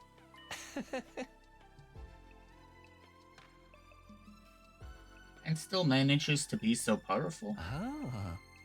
They should just quit sponsoring killing games and go make a killing in the business world instead. Who wouldn't be impressed by a corporate soldier who can work all day and night? This is neither the time nor place to be joking around. It's precisely the time and place to be funny. Morbid humor is the best way to deal with morbid situations. That's just how strong the enemy we're up against is, right, Hiroko? This sponsor person is an enigma. Stays active for 24 hours without any sort of nutritional replenishment. Are we dealing with a robot? We can't rule out that possibility, considering what little we know of their identity. Be that as it may, I must commend you for a job well done. That was remarkable work for a person of your intelligence. Thanks, but can I get something other than a backhanded compliment once in a while? Is that a joke? It must be. Her entire existence is one. Well, aren't you something yourself? Allow me to share my additional findings on the bee's anatomy next. I Got down to business today by dismembering the bee to its smallest parts. Some interesting truths were uncovered as a result. Despite a tough and grandiose appearance, it doesn't quite have the hardiness to match. Joints snap out of place if you even look at them wrong, and the stinger comes off without much effort as well. It's as fragile as life itself. But it can't be so weak.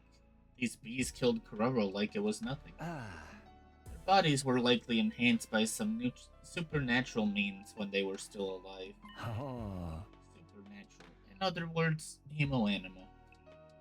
The ability to move around without needing to eat or rest. Hemoanima enhanced bees.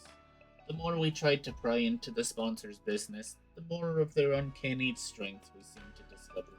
But none of these prove that the sponsor themselves was impossible to defeat. If we could just find a way to get them out of that invincibility suit. Last but not least, let's hear what Hiroko has to tell us. Did you find that spare suit you talked about? Yes, I pinpointed the location yesterday. If all goes well, I should be able to get my hands on the suit by tomorrow. Really? I honestly wasn't expecting to find it so soon either. Once we actually have it, uncovering a weakness or two should be trivial work. Unfortunately, for the sponsor, their invader hunt is about to draw to a premature close. An end to this abominable invader hunt seemed like a dream, but Hiroko seemed confident the odds were in our favor. Anything we can do to help you secure the spare suit? Quite a lot. In fact, I'd venture to say I couldn't possibly recover the suit without your help. The suit is located somewhere to the south of this campus. Actually, getting the suit is going to be the easy part. The thing is, if the bees flying around find out what we're doing, all our efforts will go down the drain. Because then the sponsor would realize what we're up to. That's why we're going to need a little bit of creative prep work to hoodwink those roaming bees. With that preface, Hiroko shared with us a brief outline of her plan. Our operation commences at 7 a.m. Three of us here, plus Doremi, will head south in the direction of town. Once we're somewhere in the vicinity of this area, we'll start hunting down invaders. As we do, we'll destroy the ruins around there in the flashiest way possible, kicking up as much dust and ash as we can. We'll use the sudden drop in visibility as camouflage to secretly move to the place with the spare suit without being discovered by the bees. We'll meet up once I find the suit, and rush back to the school to examine it until we discover its weaknesses. After we ascertain a way to destroy the invincibility suit, it's showdown time with the sponsor. Hiroko's plan was simple but bold. She would absolutely end everything tomorrow if circumstances allowed, both the invader hunt and the sponsor themselves. Will you help me, Takumi and Yugamo? An earnest plea for help from Hiroko without her usual barbs was a straight yes from me. I nodded vigorously. Of course I'll help. Let's get that suit and bring down the sponsor together. I'm against this plan. I won't be joining it. What's gotten into you, Yugamo? Is there something wrong with the plan? Nothing wrong with the plan, per se. What's wrong is one of the participants. Hiroko, why are you letting Doremi join the operation tomorrow? You've been insisting all this time she's nothing but your in-game partner, not a member of the Anti-Sponsor Alliance. She's very strong. She'll be useful in combat. That's nice, but what guarantee is there she won't turn around and slit our throats after learning of the plan? She lives and breathes killing games. I can already picture her lunging at us in unrestrained anger when she finds out we're trying to put a stop to her beloved game.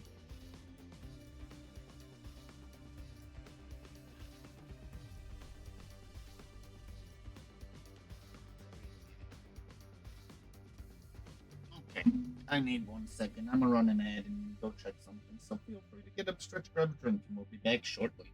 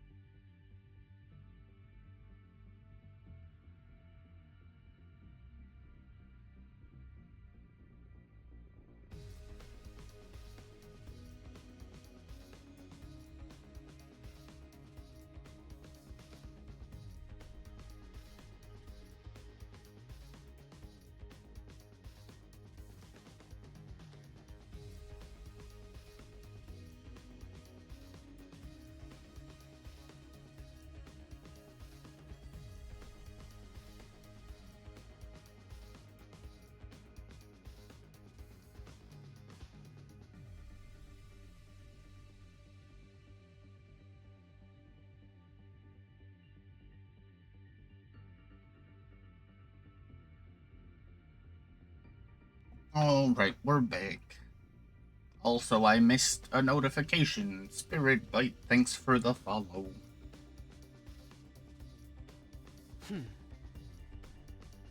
You're overthinking this. She'll be too engrossed in the game to even notice what we're doing. That's my point, see? It's counterproductive to let someone so engrossed with killing games into our confidence. Oh. I disagree. I'm bringing her along tomorrow by hook or by crook. I have my reasons. Such as... The discussion was leading nowhere. Neither Hiroko nor Yugamu seemed willing to compromise. Tomorrow's operation would be aborted if we didn't find a way to break the stalemate. I had to do something. I'm afraid I have to take Yugamu's side this time, Hiroko. We're putting our lives on the line tomorrow. Yet at the same time, you're trying to involve someone outside of the Alliance. You can't blame us for feeling hesitant. Even you think so. She averted her eyes and bit on her lips. Fine, I won't ask for your help anymore. I'll get this suit myself. Hold on, I'm not finding fault with you or anything. I reached out quickly and grabbed Hiroko's hand before she could leave the room. You understand you have secrets you can't fully share with us, and we know you have your reasons. Can't you at least tell us something? Has to be something out of the ordinary, right? You're not the type to insist on doing things your way for mere selfish reasons. How are you so sure I'm not? Because you trusted me, so I trust you too. It was Hiroko who trusted me and brought me out. Brought me out when everyone else was shunning me and calling me a jinx. If she needed help, I wanted to do everything in my power to help her. I quietly pleaded with Hiroko while intensely staring at her in the eyes, praying hard that she would trust and lean on me. And then... It was a sigh of resignation. Trouble with your generic face is how it completely disarms me when you're spouting the occasional hero-like retort.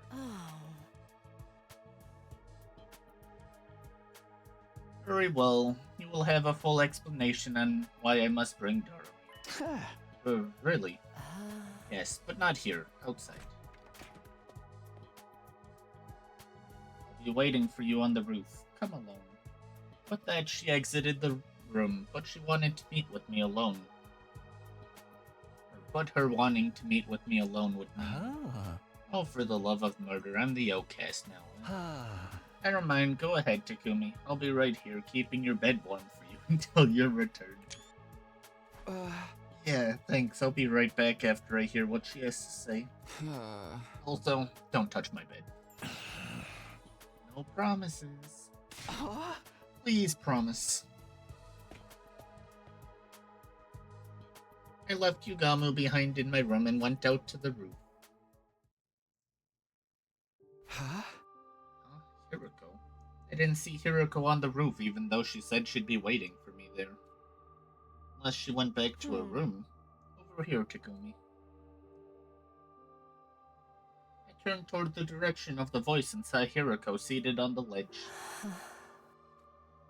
She was staring intently at something. I followed her gaze and... There was the artificial satellite floating in the night sky. Do you long to see the people living there again? Her question was sudden and unexpected. Of course I do. That's what I'm fighting so hard for. Yes, you would be right. We're all fighting here because there are people we want to see again. We'll be able to go back to them after this war ends. That's what motivates us to keep going. In other words, that's why we're so determined not to die here. Darumi has none of that. We just missed a however. She's got nowhere to return to. Nowhere? Surely she has family who can take her in. Not all families are worth going back to. Not that I expect you to understand. She was right. I didn't understand.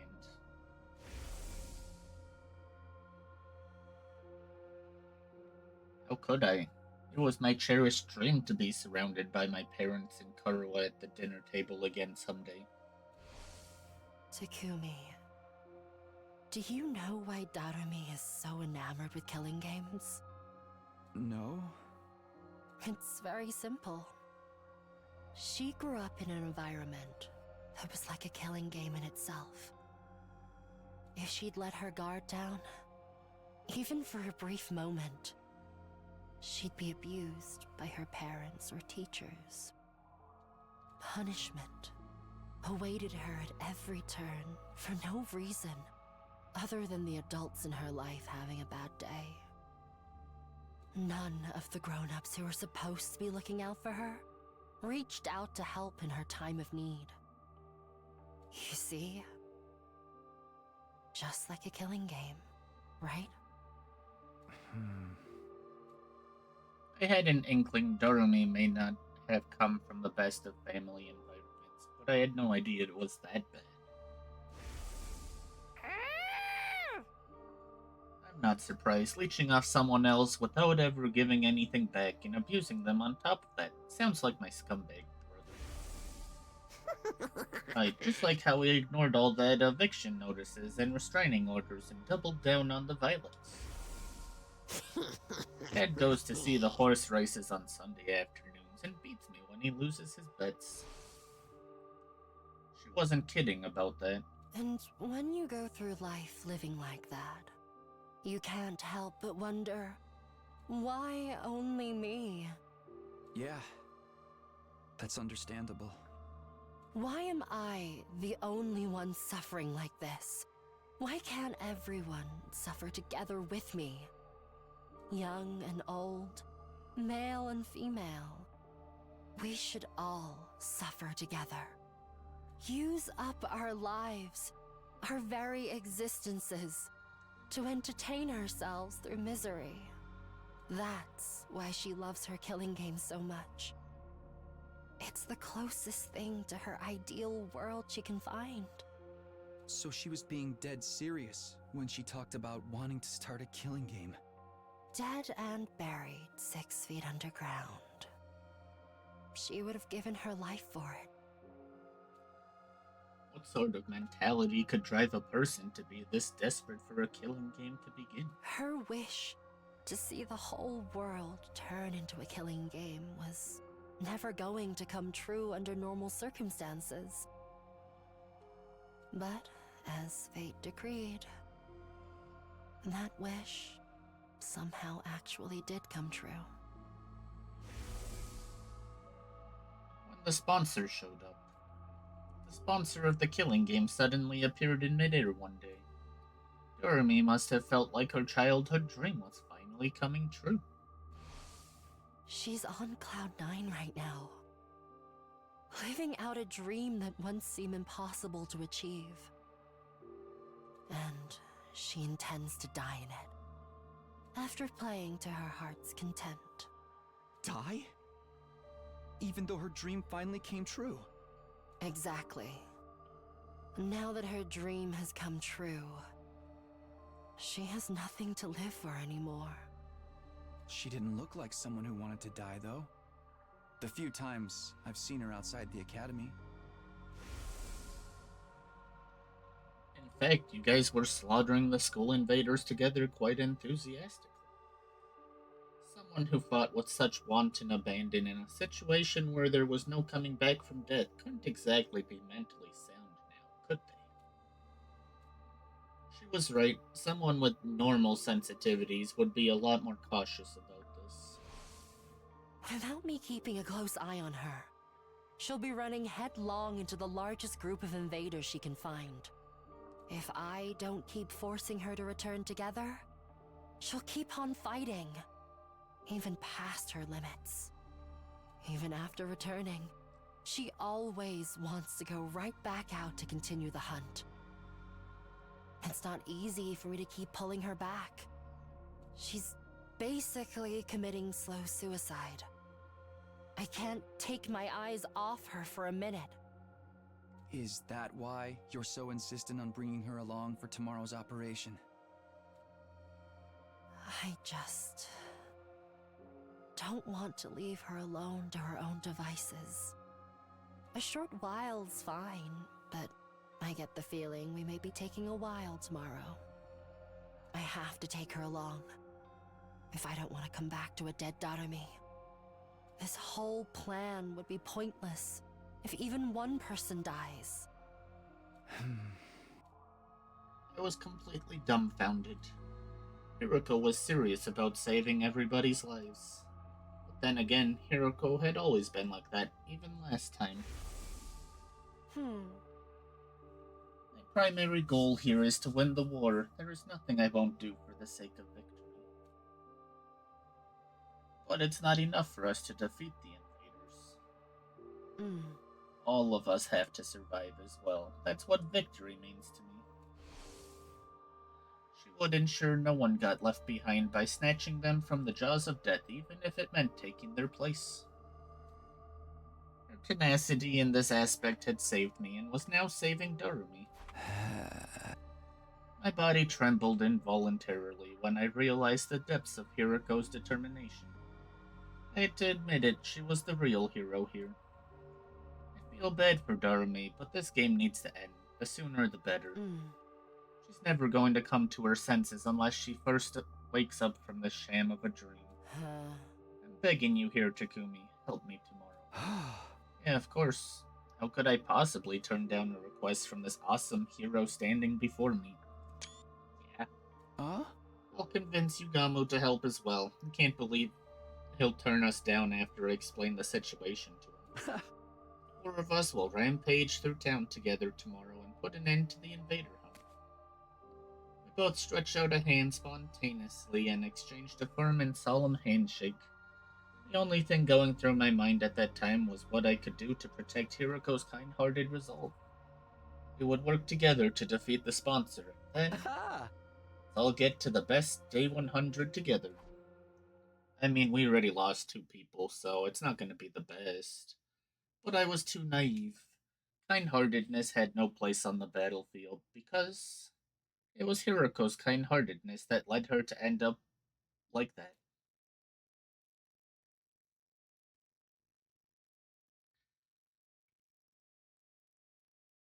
Hiroko! She was lying on the ground with blood pouring out of her back. This is a mortal wound. There is no way she can recover from this. The attacker, if I remember correctly, is the... Squad 3 Commander! What is a commander doing here? Why is Hiroko lying in a pool of her own blood? Was she defeated by that commander? Nothing was making sense. My mind was in a state of confusion. How did this happen? Our plan had been proceeding smoothly. We set off early, reached the part of town south of the school, and started doing battle. Using the flashiest skills we had in our arsenal, we hunted down every invader in the area. This was to draw the Flying Bee's attention to us. Sometime after the battle began, Hiroko secretly left the area like she had planned in order to secure the spare suit. The bees were struggling to count the points Yugamu and I were racking up and didn't seem to have noticed her sudden absence. Felt like the plan was actually going to work. All we had to do was to wait for Hiroko to return with the suit that would lead us to victory. But then something unexpected happened. I took my eyes off Darumi, who had been fighting with us for only a short while, and she vanished in that moment. She probably got overly excited and decided to expand her hunting territory. I panicked. Hiroko would be heartbroken if anything happened to Darumi. I ran around the vicinity in a desperate attempt to locate her, all the while imploring her in my heart to not do anything reckless that might end up making Hiroko sad. I was praying hard for her safety. And just as I'd finally caught sight of Darumi on the other side of some rubble, the unthinkable happened. I couldn't make head nor tail of the scene no matter how long or hard I stared at it. Why? Why? Why is this happening? Get a hold of yourself, Takumi. I snapped back to my senses at Yugamu's yelling. Yugamu, Hiriko's down, most likely by a commander. Yugamu's face twisted into a hateful scowl when he turned to look at the commander. That's why I didn't want Dorame to come along. She's too high profile in a lot of ways. Can't blame the enemy for zeroing in on such an attention-grabbing target on the battlefield. I'd wager the commander attacked Dorame first in this case, when Hiriko tried to help her. Commander attacked Dorame as she was rampaging around, and when Hiriko tried to help, she got struck down instead. What do we do now? How can we save them both? In a way, that's what. The operations failed. We can't just abandon them. There's nothing we can do to turn the tide of this battle, especially not against a commander. We need to survive so that we can carry on Hiriko's will. Yugamu's decision was sound. The best outcome we could hope for right now was to avoid all of us dying. But did I really want that? What was the point of surviving if I had to abandon a friend to do it? Abandon Hiriko and Dorame to escape and wait for another chance, or jump in to save them without caring about the consequences? Make a choice.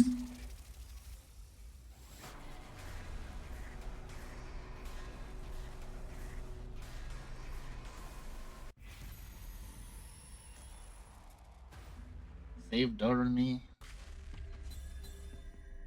I gotta.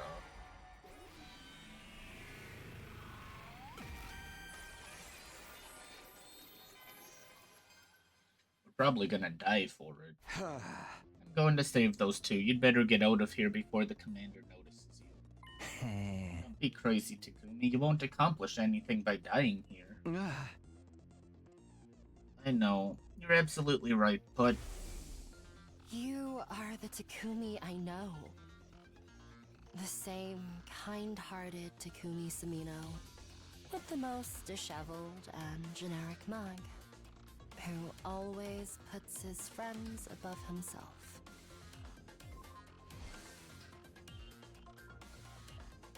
Hiriko's put her trust in me. I won't abandon her now.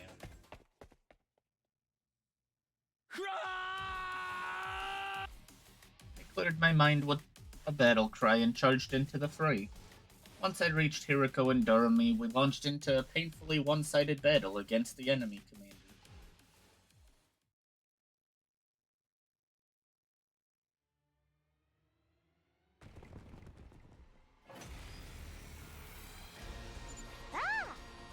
Oh, hey Takumi, you came to save us, huh? Thanks, bro. I hate to disappoint you after you came all this way, but we're totally headed for a game over here. Mistress Hiriko's already out of action, and I'm basically about to keel over too.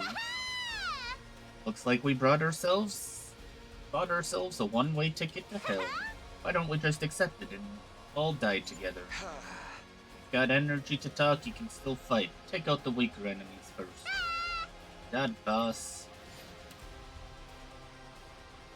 Can I win this, actually?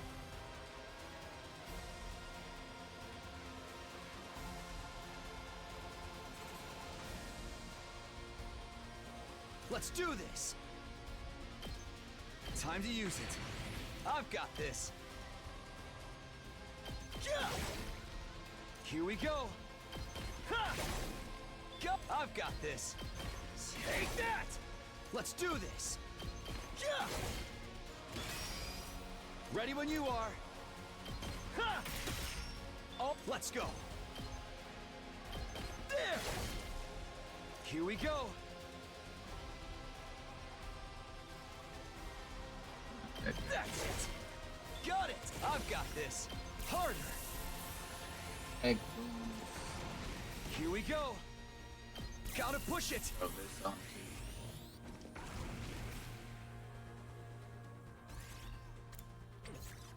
It's as bad as I thought, huh? Using it!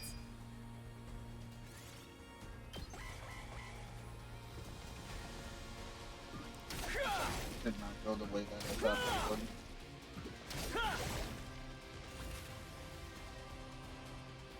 Good to go! Yeah! I've got this!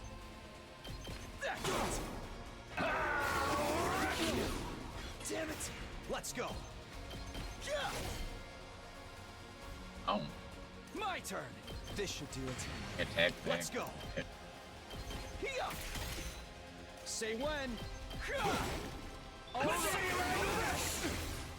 I'm spent.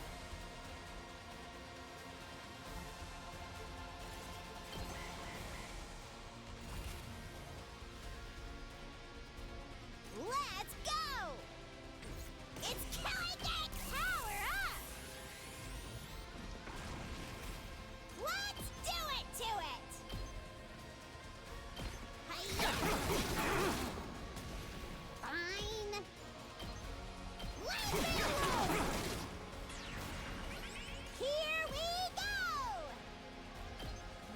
Take this! Okay, okay!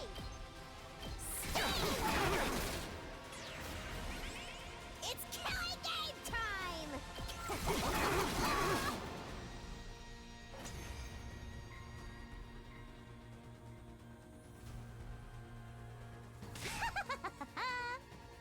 Anyone else get the feeling this commander's just playing with us?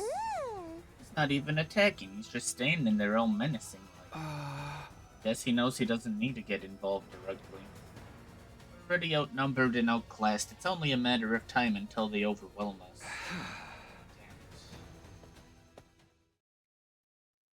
Ah. You really are too dumb to live sometimes. Did you really think you could take on a commander with just two of you? Kamu, what are you doing here? I told you to run. I'm just making the most logical choice I can. I can't afford to lose you, Takumi. We'll have no chance of winning the war if we do. That means our only choice is to do something about this guy so we can all get away. It wasn't much of a plan, but at least we had hope now. With 3 of us, we might just be able to pull it off. Do this, guys. Give it everything you've got and take him down. Aw, did you replenish his health?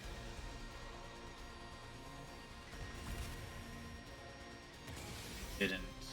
I feel like that's not exactly Good to what go. he had before. I've got this.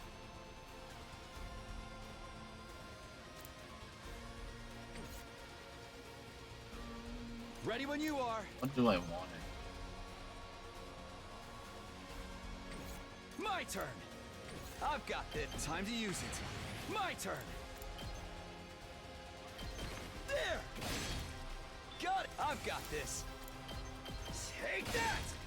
All right. Let's go. Not bad. I've got this.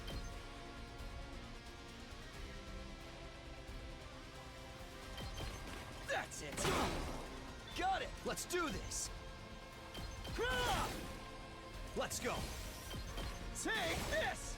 All right. Here we go!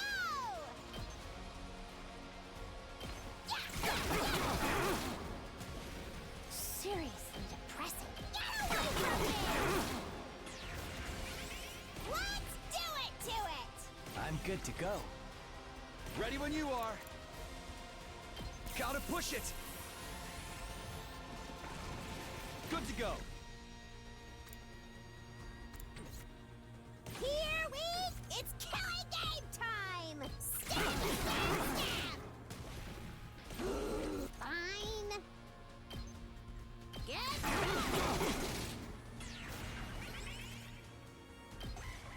She really does build up voltage fast. Damn it. Here. I'm bursting with power. I can't wait. This may hurt. Guy's out of here. Let's do it to it!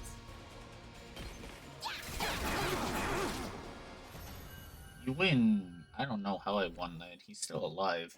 But do we just get away is my guess. It's no use. He's too strong. He really is just playing with us. An extra fighter or two's not going to make any difference. Ah. For the love of murder, if he's gonna kill us anyway, he could at least go all out too.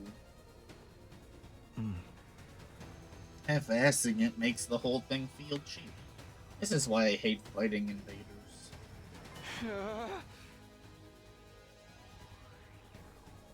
Don't give up. There has to be something we can do. Nah, dude, we're done. Let's charge in one last time and get blown to smithereens.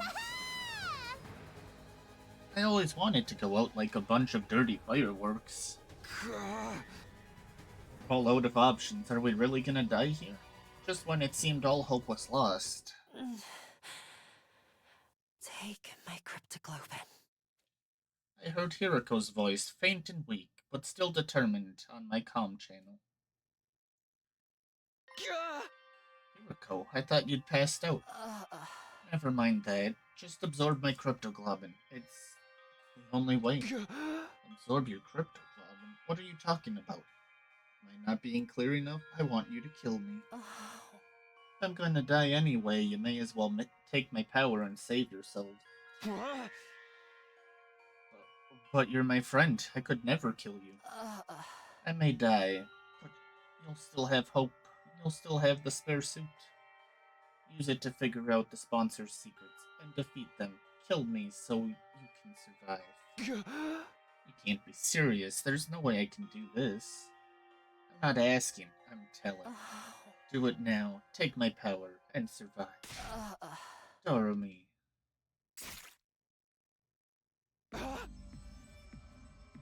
For a moment, I couldn't believe what I was seeing. Doremi had thrust a knife right into Hiriko's back.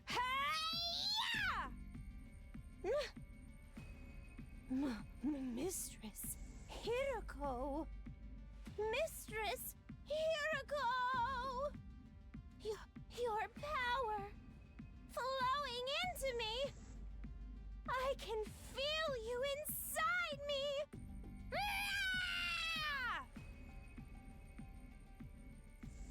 I tried to stop her, but it was too late.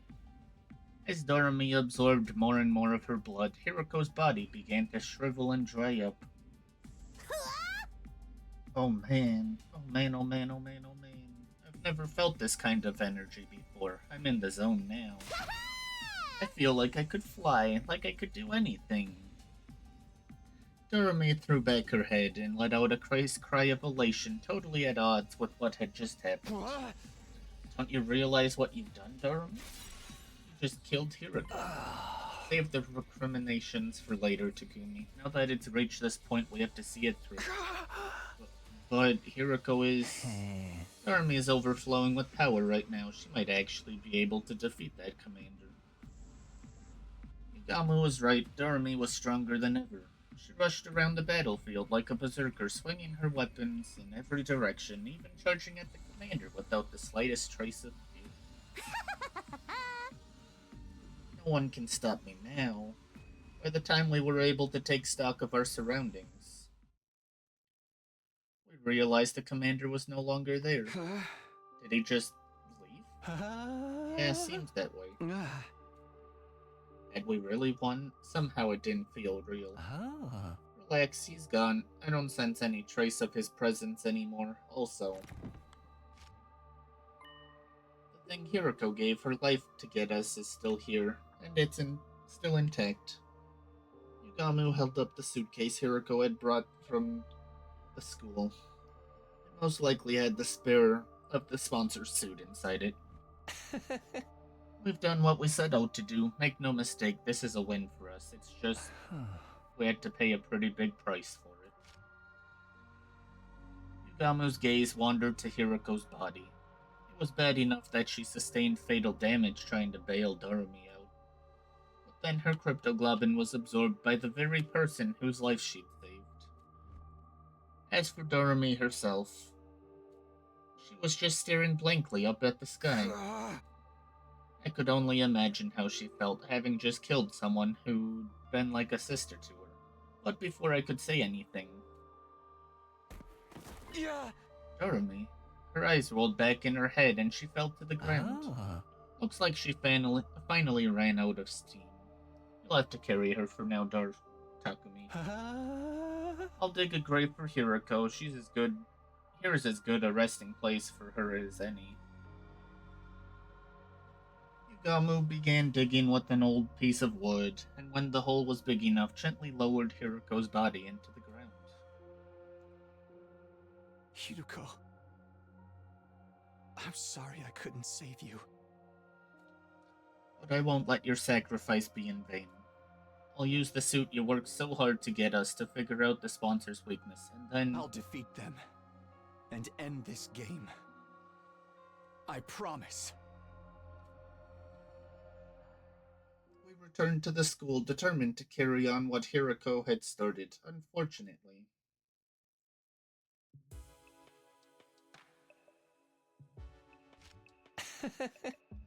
I have no idea where to even start with tech this weird. Yugamu and I had gone back to my room to look at the suit, but looking at it was about all we could do. Neither of us knew anything about electronics or wearable technology or whatever it was that made this suit tick. Analyzing how it worked and how to get past its defenses was going to be hard, if not impossible. Well, it's a protective suit made out of some kind of specialized material, that's about all I can say. Yeah, I can't figure anything else out either. How can something this flimsy block our attacks so completely? We'd worked so hard to get it, this feels like such a waste. Hey! Darn it, if only we had someone with actual engineering knowledge on our side. As if in answer to my exasperated cry. Ah. Someone's here at this hour. Oh. You don't think it's the sponsor, do you? Ah. Not totally out of the question. They might have realized we got our hands on a suit just like theirs. The bell rang again. Pretending I wasn't here would only put off the inevitable. The sponsor was relentless. If I was going to die anyway, I might as well put up a fight here and now. I took a deep breath and opened the door. Tsubasa? I definitely hadn't expected her standing on the other side. Since this game began, everyone except Yugamu and Hirako had been keeping their distance from me. Tsubasa's eyes were downcast. She looked like she might start to cry at any moment. Hey, what's wrong? Howdy, Tsubasa. You're looking pretty grief-ridden this evening. Is something bothering you? Would be glad to listen if you want to talk about it. I have a feeling we're not the kind of people you really want to confide in, though. Yugamu's laid-back attitude did nothing to put Tsubasa at ease. Eventually, she did speak up on her own. I'm sorry, Takumi. I'm so sorry. And all of a sudden, she burst into tears.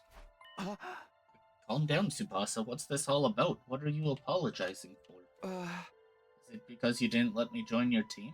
You don't have to worry about that. I'm doing fine. No, that's not it.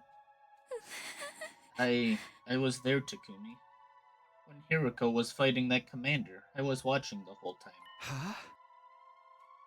Tsubasa was there too. I wanted to help.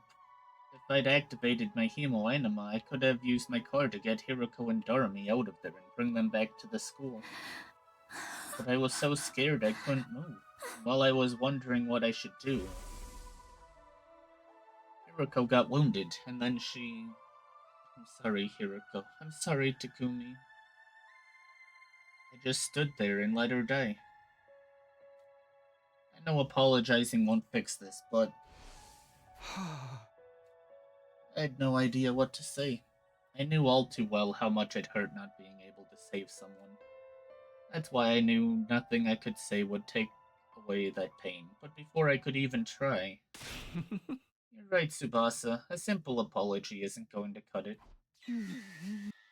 Yugamu got there first, speaking in a harsh tone I hadn't heard him use before. You didn't save Hirako when you had the chance. That also put our lives in danger. That's not the kind of crime you can just wipe clean. Letting someone die is basically the same as killing them. And you had the gall to give Takumi the cold shoulder? At least he still has a shred of human decency in him. That's more than I can say for you. Gamu, I know you're mad, but that's going too far. Tsubasa already feels terrible. She doesn't need you making it worse. No, it's fine, Takumi. He's right. Always like this. Whenever there's any kind of conflict, I just go with the crowd. When Kaku died, I suspected you because that's what everyone else was doing. It was the same when we decided to form teams. Everyone said to stay away from you, so that's what I did too. I never stood up. I never stand up and make important decisions for myself, and now Hiriko is dead because of me. Jeremy's probably heartbroken too. I could have stopped all that from happening. Though she really did see everything. She's probably still in shock. I'm a terrible person, aren't I? Treating my friends' lives with so little respect. It's so disgusting it makes me want to puke.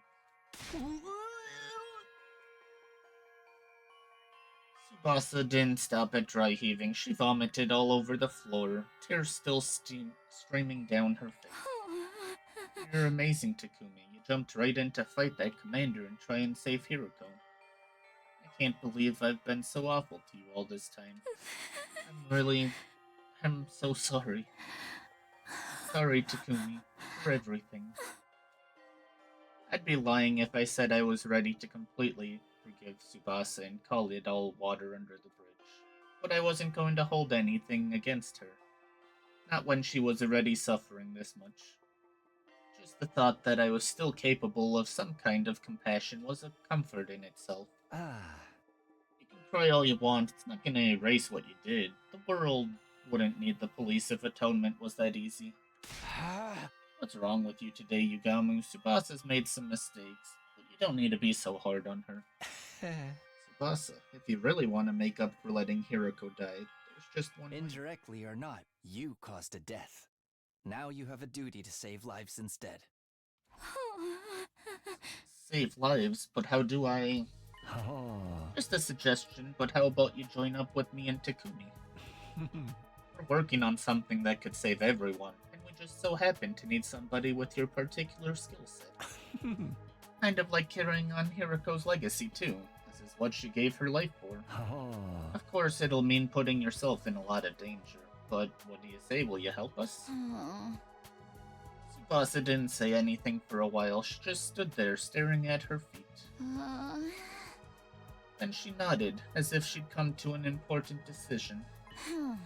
Okay, I don't know what you guys are up to, but if I can save everyone, I'm in. So what do you want me to do?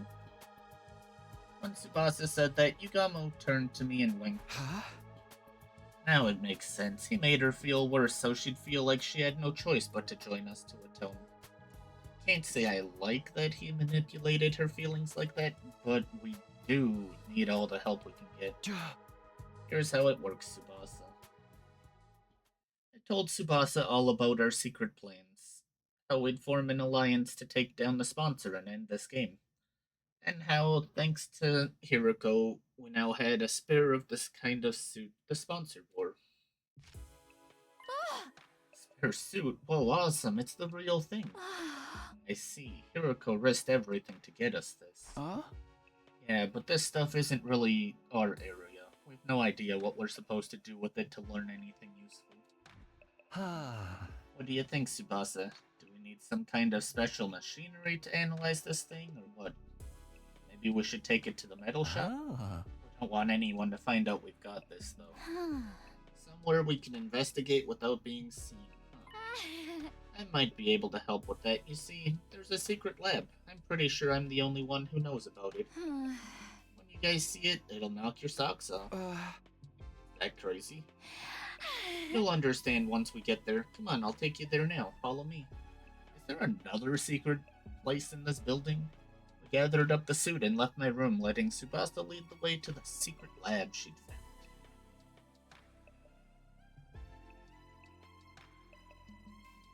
Finally, we arrived at the race stage area in the gym.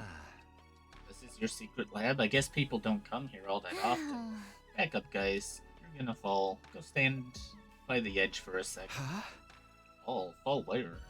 Tsubasa shooed us to the edge of the stage, then knelt down and began pulling on a broken floorboard.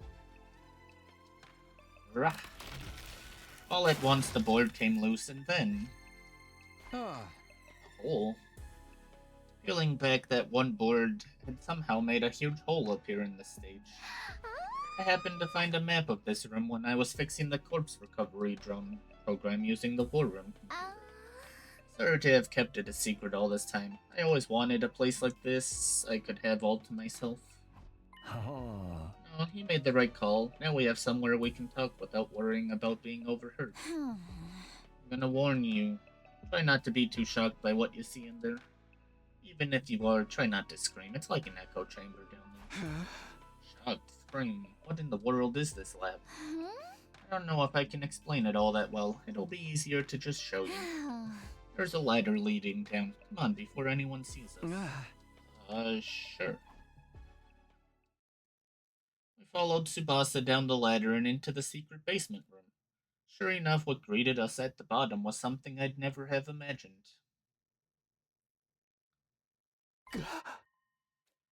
I had to hold myself back from letting out a wordless cry of surprise. Inside the lab was a large machine that looked like some kind of spaceship.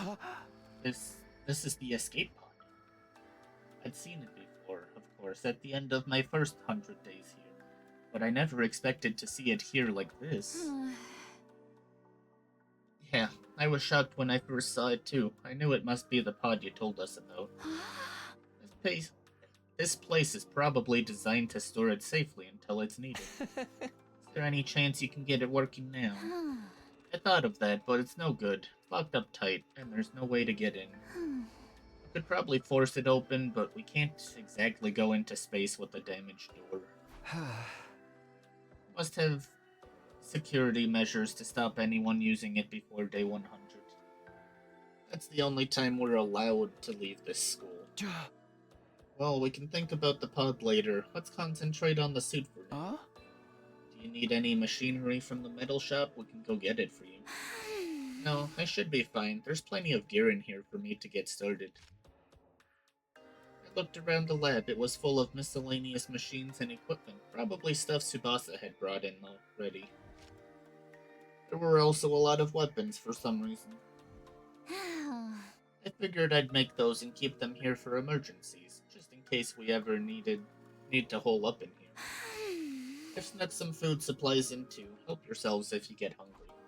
It's a real stronghold down here. It'll make a perfect HQ for the anti-sponsor alliance. So how are you going to investigate the suit's capabilities? You got any experiments in mind? You basically want to know how to break through the suit's defenses, right? The fastest way to figure that is to try out a bunch of stress tests and see how it holds up. By testing its resistance to stretching, pressure, elastic, plastic deformation, you can start getting a better idea of its fracture toughness. Deformation, fracture. Some of those terms were lost on me, but at least one of us knew what we were doing here. Okay, well, let's get started. Figuring out this suit's weakness is only the first step. Once we've done that, we're taking the sponsor down. We spent the rest of the night testing and analyzing the suit any way we could.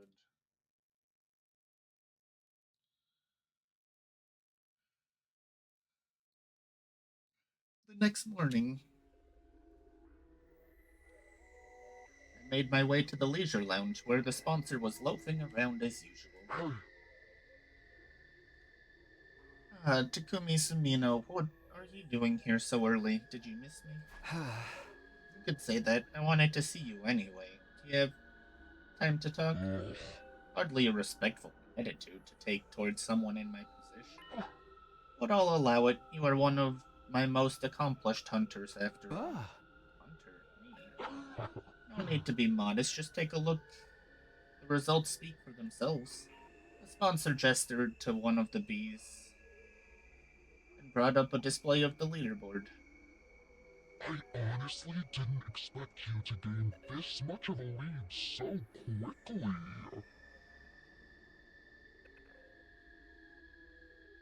Okay, Shoma's still at the bottom. The advent of a dark horse like yourself makes this game that much more exciting.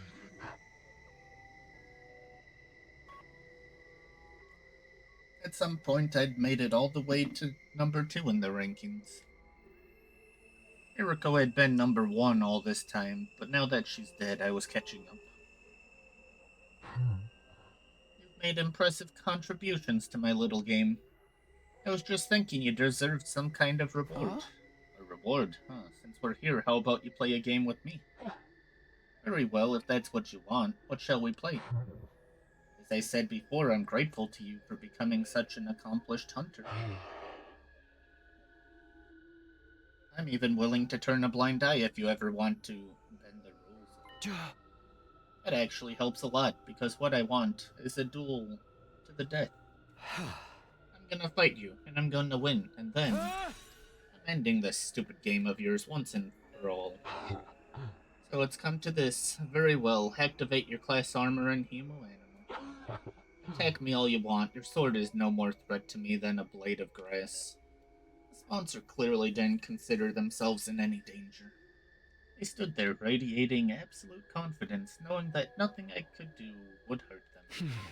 Nice of you to be so laid back about it, but I won't be attacking with my sword. I'll be using this crossbow. I brought out a crossbow Tsubasa had made with the Gift-O-Matic. Normally using a conventional weapon like this would be pointless, especially against an invincible opponent like the sponsor. But, oh, what are you thinking, turning something like that on me? Such insolence will not stand. A hunter should use hemo animo. Just like that, the sponsor's confident demeanor vanished, and they began to panic. Looks like we were right about the suit's weakness. You mean the giant hole in the front that they can see out of? We'd performed every kind of stress test we could think of on the spare last night, and we discovered something very interesting. I knew it. This suit isn't actually all that strong. It'll distort from just a little force, but it's not that much tougher than a regular protective suit. A long knife or something could probably cut through it pretty easily. That doesn't make sense, though. The suit is that weak. Why don't any of our attacks work on it? Is this spare one a fake, maybe? Is it actually different from the sponsor's one? No, it's the real thing. The material is the same as what the sponsor wears anyway. So why is this one so much weaker? I think it's not weak so much as built for purpose. What do you mean? Ever since I saw this suit, something about it has been bothering me.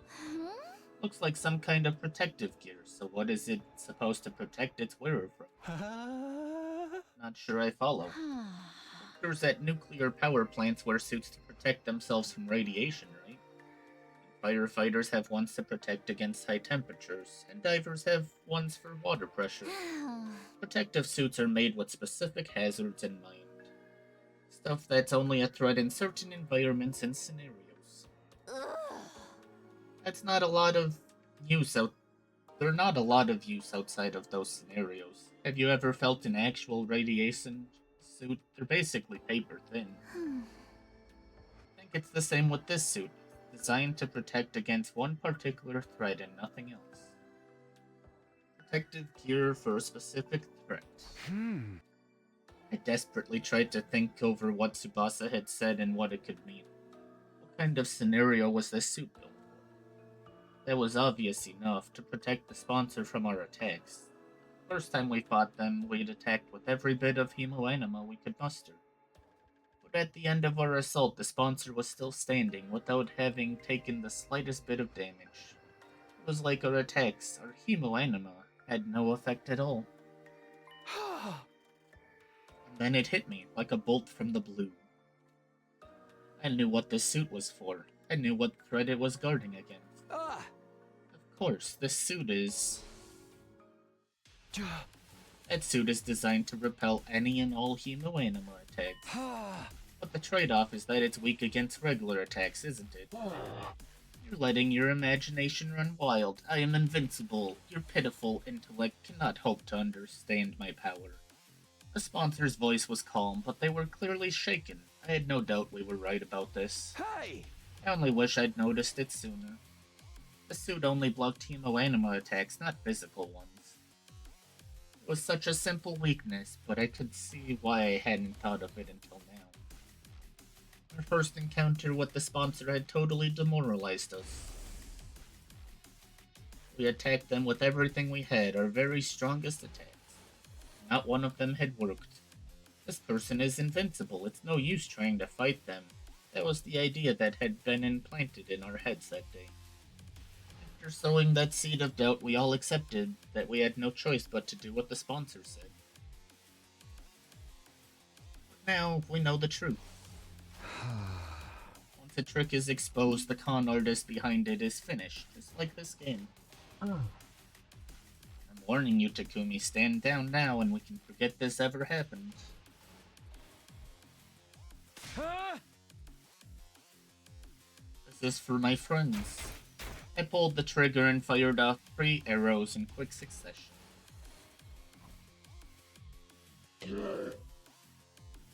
They pierced the suit and buried themselves in the sponsor's body.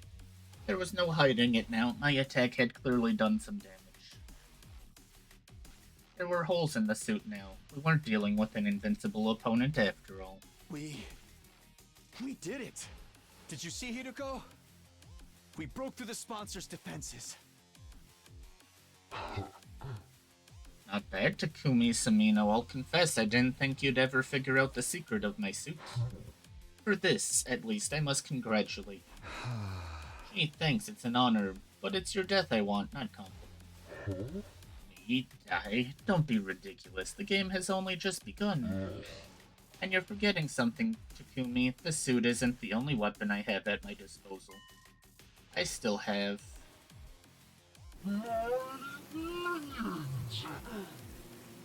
I heard a familiar cacophony of buzzing and beating wings as the bees flew down from the ceiling. I sounded angry. I'd broken a rule after all. I'd injured the sponsor. My suit may not be an immovable object, but my bees are as unstoppable a force as ever. What now, Takumi Samino? Do you think you can defend against this? No, there's nothing I can do about your bees. If they attacked now, I'd be riddled with holes and have every last ounce of my blood drained. If they attacked me, that is. That's why I'm taking in. Good work, Takumi. You played your part beautifully. But against someone with the proper protection, things wouldn't be so simple. What? Who are you? Why do you have that suit? It's me, Yugamu Omokage. Guess you can't tell because of the voice, huh? Apparently the voice changer came as standard with these suits. This one distorted Yugamu's voice to sound just like the sponsors. We decided to borrow one of your precious suits for a little while. It seemed like the best way to stop me getting turned into a pincushion. These stingers were powerful, that much was true, but that was because they'd been augmented with hemoanimals.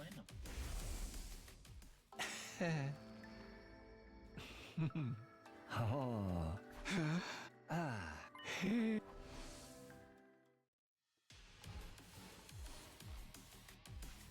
The suits repelled any and all hemoanimal attacks. With Yugamu wearing one, the bees were no threat at all.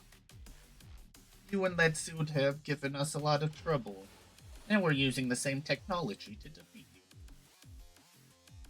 You know how it is, what goes around comes around. Insolence, this will not stand. Don't you realize who I am? I am the one who spreads death across the planet, the all-seeing, all-knowing Game Master. Yeah, I'm gonna have to cut you off there. We really don't have time to listen to your final monologue. I'll take it from here, Takumi. Go. Right. We both started running. I ran for the door while Yugamu charged right toward the sponsor. The bees dutifully flew in to protect their master, but all in vain. Yugamu swatted them aside with one swipe of his arm, killing them instantly. That suit made him the worst possible opponent for them to go up against.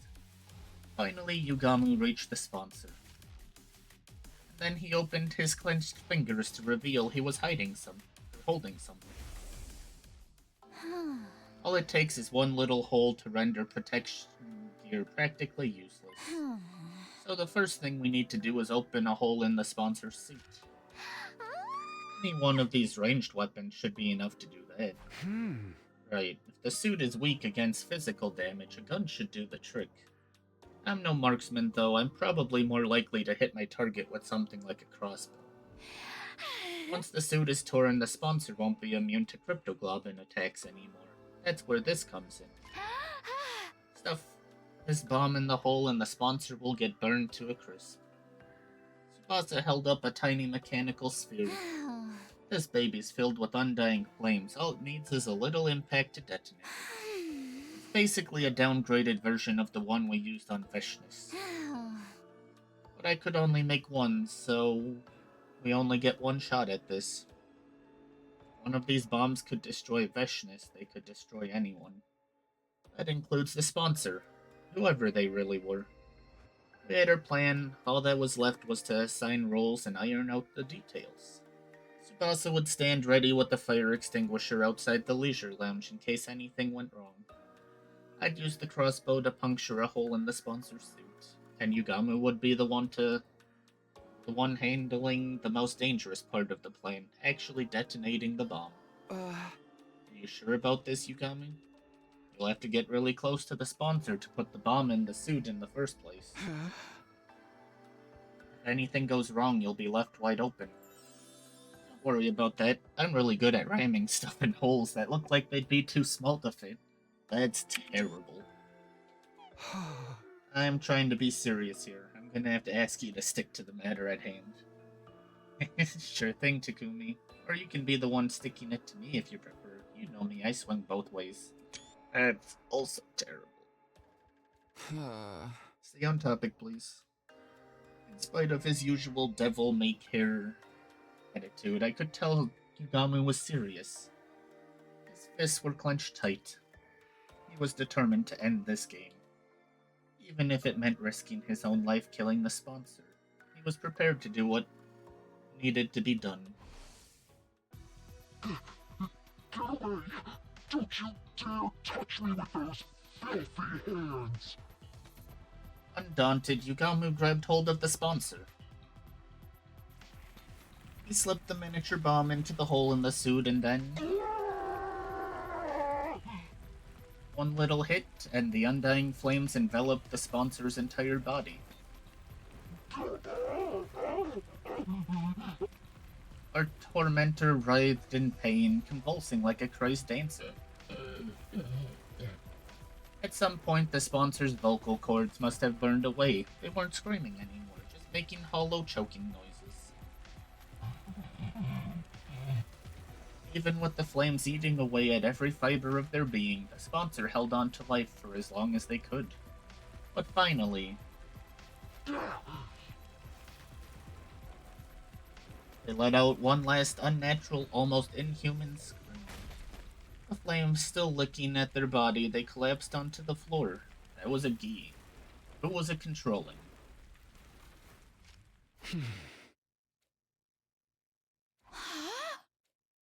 Tsubasa and I stepped back into the lounge and we stood there with Yugamu watching the sponsor burn. We didn't want to risk taking our eyes off them in case they suddenly came back to life somehow. Who rooted us to the spot, we had to be sure. We needed to see this person die. They're really dead now, aren't they? Yeah, no one could possibly survive that. Then we really won. We won. The moment I said the words, it suddenly felt a lot more real. We'd taken down the invincible sponsor and ended the invader hunt. Yo, what the hell is all this noise in here? We heard a weird voice shouting "Gi" or something. It sounded like nails on a chalkboard. There was an explosion, too. The others all came running in. The sponsor's death cries must have echoed all throughout the school. Takumi, Tsubasa, what are you guys doing? Get over here. That's right, you have to get away from the sponsor. Oh, of course, with Yugamu wearing the suit, they think he's the sponsor. Hey guys, you picked the perfect time to join us. Come warm yourselves by the fire. Fire, but it looks like there's a person in there. Vile fiend, did you incinerate one of our friends for your sick entertainment? This has gone far enough. It is time for the holy Jumonji sword to cut you down. Wait, Kyoshika, I don't think that's the sponsor. It's Yugamu. Now you mention it, he does sound like him. What's the deal? What's going on here? If Yugamu's the sponsor and the sponsor's Yugamu, then who the heck am I? That's a Moko thing to say. Takumi, Tsubasa, you got some explaining to do. That's Yugamu in the suit. Where did the real sponsor go? Stay calm, okay? I'll explain everything. I took everyone through what our team had been doing, starting with me, Yugamu, and Hiroko forming our secret alliance, and how Hiroko somehow knew a way for us to get our hands on a spare version of the suit the sponsor wore. That first mission had succeeded, but at the cost of Hiroko's life. Then Tsubasa had joined the alliance and figured out the suit's weakness, allowing us to put this plan into action. So you see, we don't have to worry about scores or executions anymore. It's over, we won. I thought they'd all be happy to hear about this. We just freed them from the life and death struggle we'd been in since this game began, after all. What's the matter, guys? Is it really over, though? Yeah! The sponsor was so strong before, it's hard to believe you killed him just like that. Right, and we didn't see it happen for ourselves. You don't think we're lying to you, do you? Well, that's not it, it's just... It's more like all this is happening so fast and we weren't there for so much of it. It doesn't feel real, you know? And I was the one who was supposed to avenge Lady Karara. Wow, this is not the reaction I was expecting. I'm not asking for a victory party or anything, but can you at least relax now? The sponsor's gone. Well, this is a real mood killer. You guys are gonna need some time. Call it here for the day. We can always accept your praise and adulation later. With things still feeling awkward between us and the other teams, we went our separate ways and I returned to my room. Wow. Get ready for prepare to be ready to give your It's been a long 30 days. The morning announcement played just as I got back to my room. Yeah, I guess I should get some rest. I mumbled to myself vaguely and practically threw myself at the bed. The moment my head hit the pillow, I felt a gratifying sense of accomplishment welling up inside me. We did it, Hiroko. We defeated the sponsor. All thanks to you. My grief from losing Hiroko hadn't gone away, but now I knew that she hadn't died in vain. The others would come around, they just needed time to process it. No more turning against each other, no more killing game.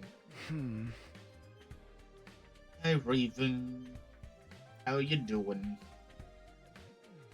We can finally be a real team again, maybe even friends.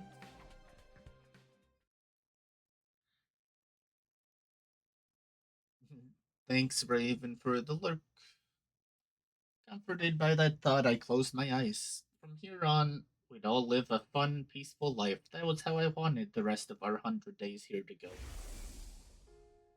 Just like the better times we had last time around. Maybe we could hold another barbecue party.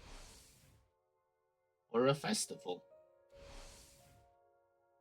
Maybe we could all go to the beach together. That would be a nice change of pace. Still imagining all those different possibilities, I felt myself drifting off to sleep. But then my doorbell started ringing. A visitor. At this hour, I really don't feel like getting out of bed right now. I decided to pretend I hadn't heard. Whoever it was and whatever they wanted, it could wait. My dreams were calling me.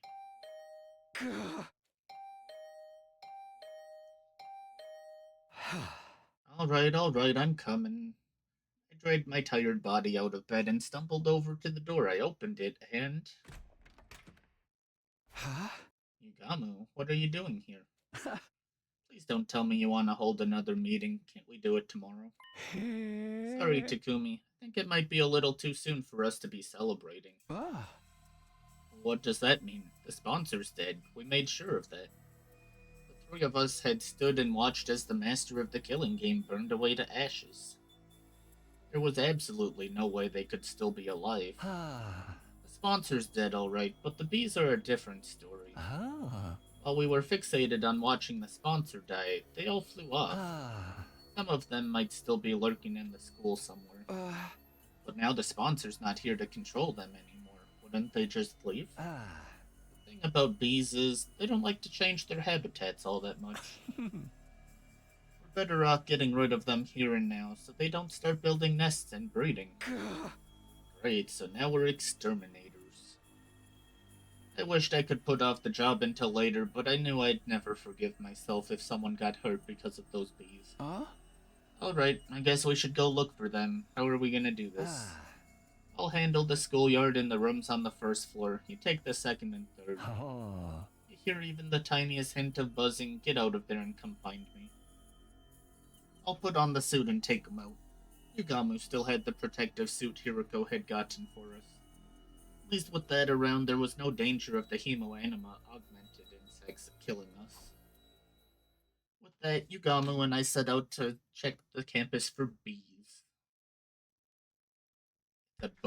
Bee. I shouldn't just wander around at random. I'll see if everyone's okay and ask if they've seen anything first.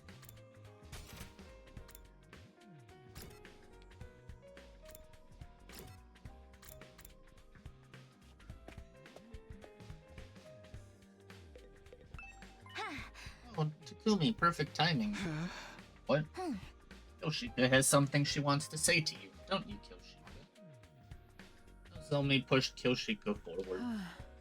Sir Takumi, for avenging Lady Kurora's death, and for my rudeness up until now, that is to say, Yoshika trailed off, unable to look me in the eye. An awkward silence stretched out between us. Sorry, Takumi. I think Kyoshika needs more time to get her head together. She wants to apologize to you, but she's not sure how or where to start. It's fine. She really doesn't have to apologize. It's all in the past. Nice of you to say that, but this is something she needs to do before she can put it behind us. Just give her a little more time, okay? Sure, whatever you need. You know where to find me. After that awkward phase, when they were calling me the Grim Reaper, I was finally back to being able to talk to Nozomi and Kyoshika normally again. Found myself getting a little choked up. All that hard work defeating the sponsor had been so worth it.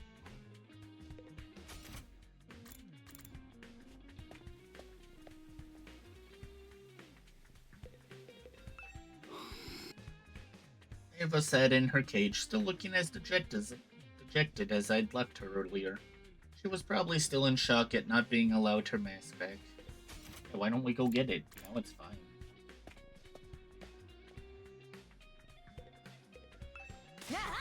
Hey, how's it going, Shane? Oh, what was that all about? Takumi, thank you so much for taking down that scumbag who killed Kurara. I'm so happy, the tears of joy just won't stop coming. You're my absolute hero now. Best wrestler ever. Instant Hall of Famer, no question. I'm not a wrestler, though. Oh well, it is nice to see her so happy. Hey, Moko, we're checking to see if any of the sponsors' bees are still... Bee. Moko. Rock firecrackers. Boomba, everybody hustle. Victory! Moko might be a little too happy. I don't think I'll get any useful information out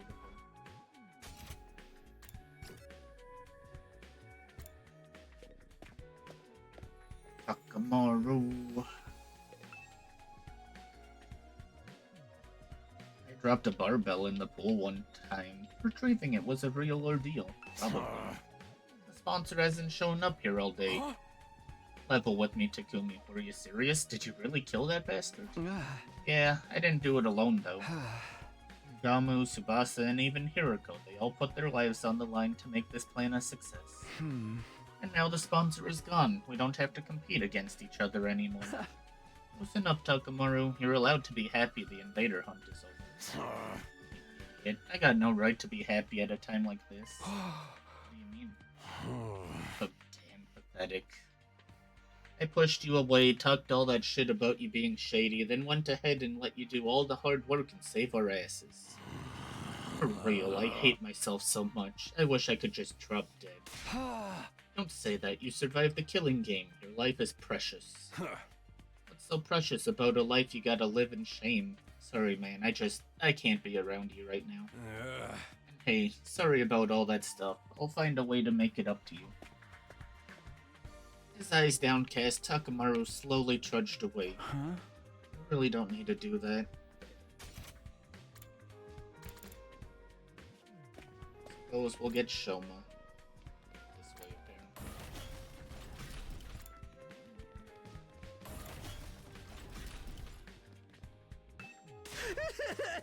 apparently. Many thank yous. Whoa, what's with you all of a sudden? If you hadn't ended the killing game, you would have been the one getting executed at the end of this round. By defeating the sponsor, you saved my life, Takumi. I never got the chance to say thank you this morning, so now I have to make up for that. You've given an insignificant dust bunny like me a second chance at life. I'm eternally grateful. It's okay, Shoma, really. I mean, this was a victory for all of us. By the way, have you seen any of the sponsors' bees around today? Doesn't look like I'm gonna get any useful information out of him.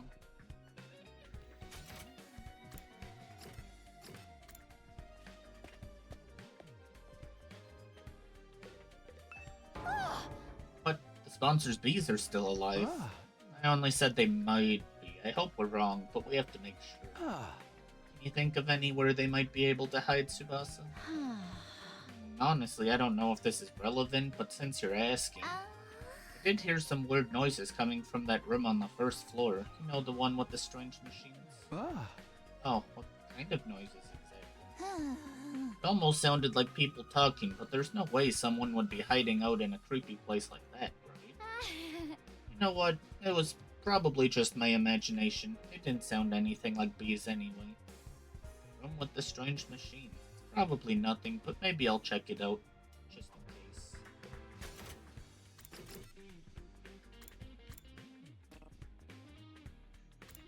Interesting. I have expected the sponsor to be in the infirmary.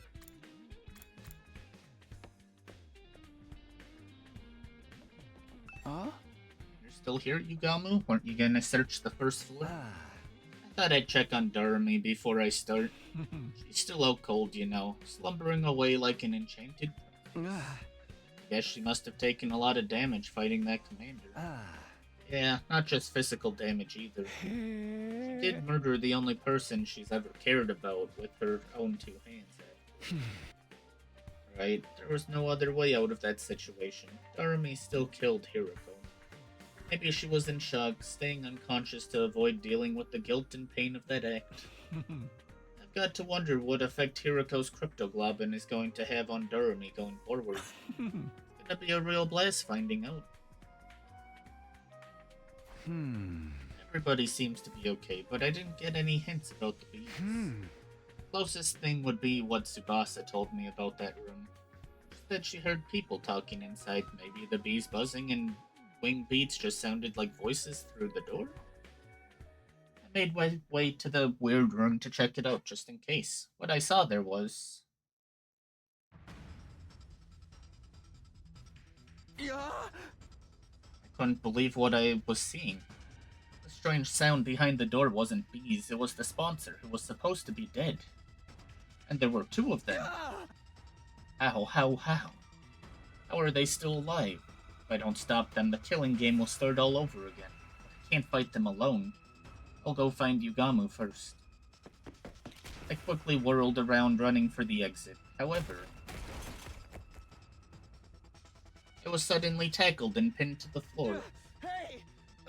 Let me go! Can't let them kill me. If I let them run loose in the school, more of my friends will end up dead. I need to get away and tell everybody they're here. I felt a sharp pain in my nape. Did I get injected with something? As soon as I felt it,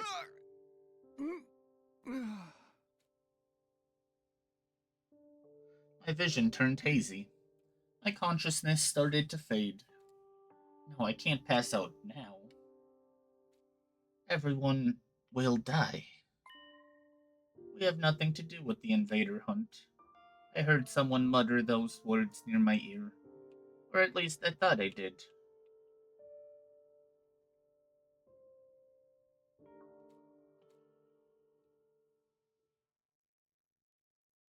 Is there actually a third party? Weird. My back hurts. For some reason, my bed feels really hard today. Did I fall out of bed at some point and spend the rest of the night on the floor? This isn't my room. Whoa. I opened my eyes and looked around. I was in the room with the weird machines. What am I doing in here? Why was I waking up in a creepy place like this? I had no reason to be here, did I? Wait, now I remember. Yugamu asked me to help look for the bees. My memory is coming back now. We were looking around the school, making sure the sponsor's insect minions weren't still lurking somewhere. But I couldn't remember anything from after I came into this room. It was all blank. Somebody else in here? Did they attack me? If anyone or anything had reason to attack me, it would be the bees. I was one of the people responsible for their master's death, after all. Maybe they wanted revenge. But if that was what happened, Kamu, Tsubasa, the bees could be after them as well. I dashed out of the room in a panic.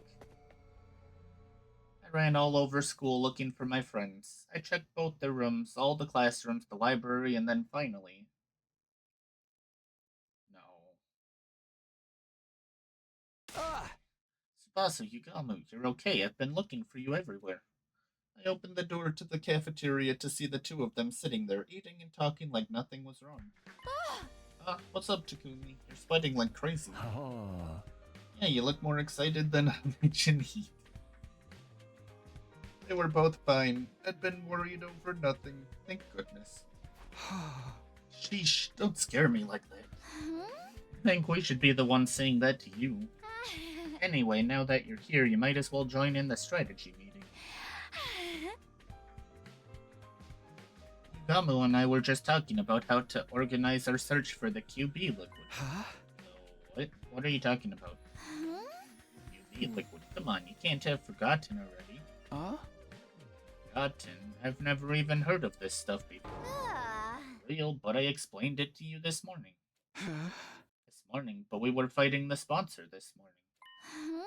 That was yesterday. Yesterday. Something wasn't right here.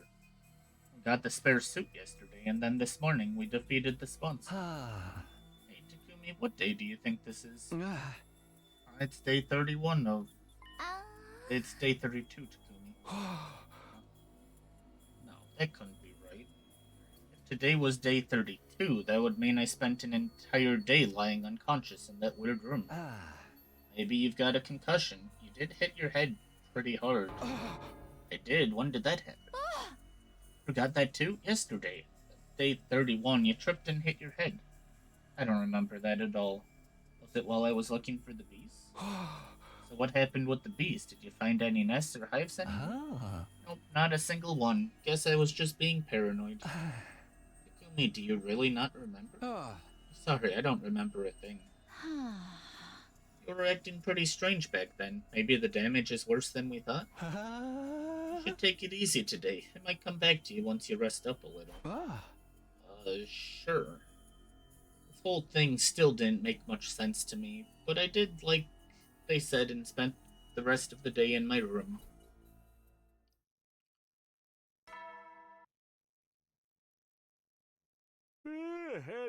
You never know. Well then.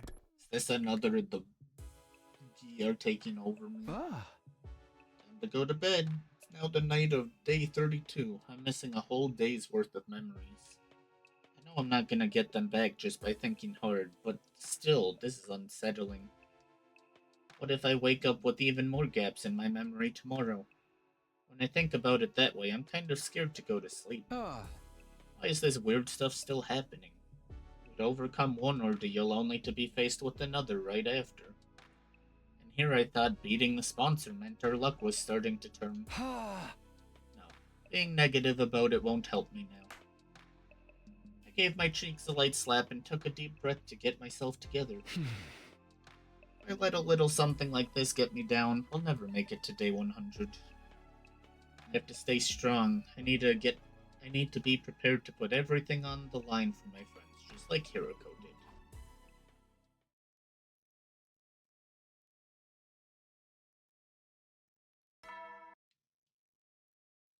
This is one long line, I can tell. Get ready for prepare. Be ready to get. Ah. Day 33, huh? I mumbled as if to reassure myself as I got up. Yesterday was day 32, today is day 33. No missing spots in my memory. Maybe it was only a temporary thing after all. What a relief. I was afraid we were going to have a new string of weird incidents on our hands. Hopefully now I can have a nice quiet day. But no sooner had that thought crossed my mind when... Wow, Intruder alert. Defense mode in it.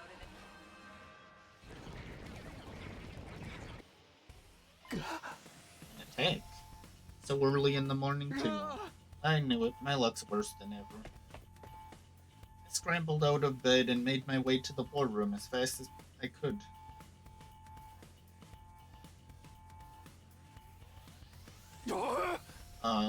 Hey Takumi. Or Takumi. Takamaru and Kyoshiko were already there when I got to the war room. They both averted their eyes when they saw me.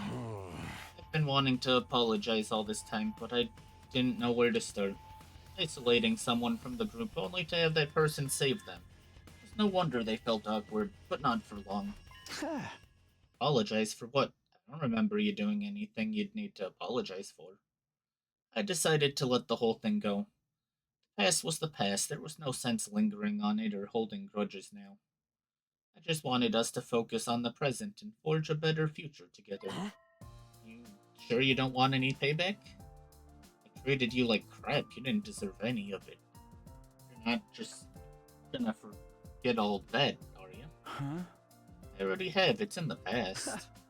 All I remember is that Takamaru Yakushiji is the kind of guy who will do whatever it takes to protect his friends. That's all I need to know. I meant it too. It hadn't been much fun for me, but Takamaru had only been trying to keep the others safe, in his own way. You're a real stand-up guy, Takumi. Faith, your heart is larger than the ocean itself. You could be king of the pirates someday, Sir Takumi. Where's Reed? Referencing One Piece. Takumi, you know everyone's doing it, but I know everyone's doing it, but I want to apologize too. Sorry for treating you so coldly back when the invader hunt began. I felt terrible about it ever since. Hey, seriously, it's okay. Forget about it. I agree. I've had quite enough of this saccharine, sweet sentiment for one day. We're all friends again. Can't we just leave it at that? Special Defense Unit! Best friends in the world! You two were pretty mean to Takumi too, you know. That's just how they are. Not even an Iron Claw can get them to apologize if they don't want to.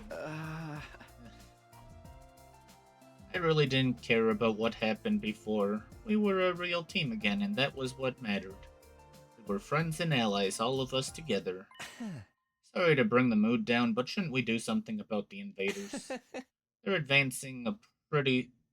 advanced a pretty long way already. Oh no, I totally forgot. Come on everyone, let's get out there. We hurried onto the battlefield and began the first defensive battle we'd fought in a while.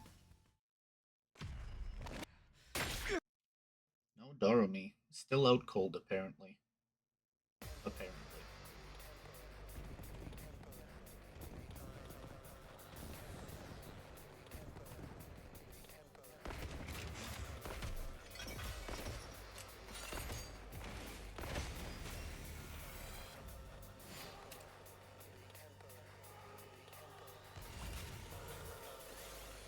Nice, I can skip it. Yay.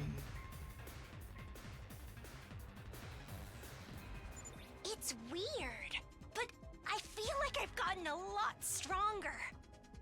It must be from all the fighting we did during the hunt. It feels. I'm better than ever, too. Skipped it. Feels like they're moving in slow motion now. Oh, the way I am now, I feel like I could pull off some high-flying lucha moves. That sponsor just made us stronger. What a dumbass! Don't get carried away, guys. We've got an even stronger enemy approaching. Odds are it's a commander. this time. Oh, this is... Doremi gonna come out and want revenge? That's the commander that killed Hideko. That makes this our big chance to avenge her. Can't wait to get into it. This guy's going down. I won't stand by and let him escape this time.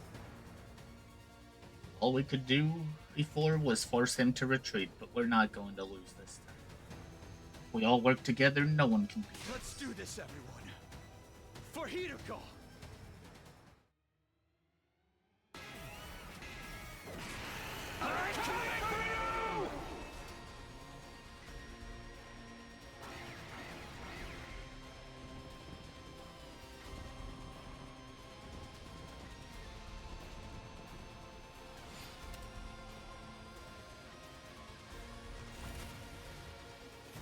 I don't like where he spawned. That would have been a rough fight.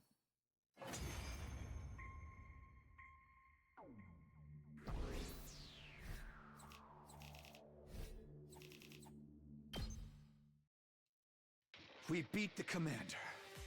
Now we just gotta finish him off. This is a revenge killing, right? Why don't we take our time and really make it hurt? This is for Hideko. I say we present his body as an offering at Hideko's grave. I think she'd like that. No way. She doesn't want that kind of baggage hanging over her when she's in heaven. Are you crazy or just stupid? None of your kind will ever enter heaven. It seems the varlet still has life enough to talk back to us. Damn filthy invaders! Treating me like this. I hope you all rot in hell for eternity. Get back! Don't you dare touch me! Lay a finger on me, and I'll rip your throats out with my bare teeth! Real sore loser, aren't you? But you didn't hold back against Hideko. How's it feel to be on the other side of that? Repent for our friend's death with your life, vile fiend. Go ahead, Takumi. Finish him. Huh? You want me to do it? This will wipe out the final insult to Hideko's memory. You're clearly the best man for the job. Yeah, I think that's what she would want too. Tear him apart, Mr. Sumino. Okay. Somehow I felt like they wouldn't let me say no. I took a step closer to Adameku. Damn it. Damn it. I told you to stay away from me! When I killed him and avenged Hiroko, the invader hunt would finally be well and truly over. My next strike would put an end to this dark, desperate chapter in our lives. This will end it all. But just as I was about to bring my sword down, I heard a sound that couldn't possibly be real. Not here, not now. Then it finally happened. A huge swarm of bees appeared, gathering in the air above Adameku. A moment later, they attacked, draining every last ounce of his blood with their razor-sharp stingers. Now just a blackened husk, his body fell lifelessly to the ground. For a moment, I was so shocked I couldn't speak. How could this be happening? Why are the bees here again? Naturally, it's because I am alive and well. I turned around at the sound of the voice. Standing there was... Not quite as satisfying as Kurara O Suzuki's, but this commander's cryptoglobin is sweet nectar all the same. Thanks to that, my wounds have healed. I've made a complete recovery. This is Doremi. But how can you still be alive? I watched you die. You did indeed. My body was burned to ashes until not a single piece of me remained. But you overlooked something, Takumi Sumino. That was only one of my bodies.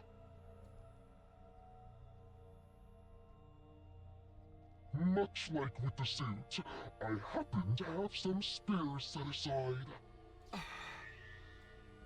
Suddenly, figures in the strange suits were everywhere.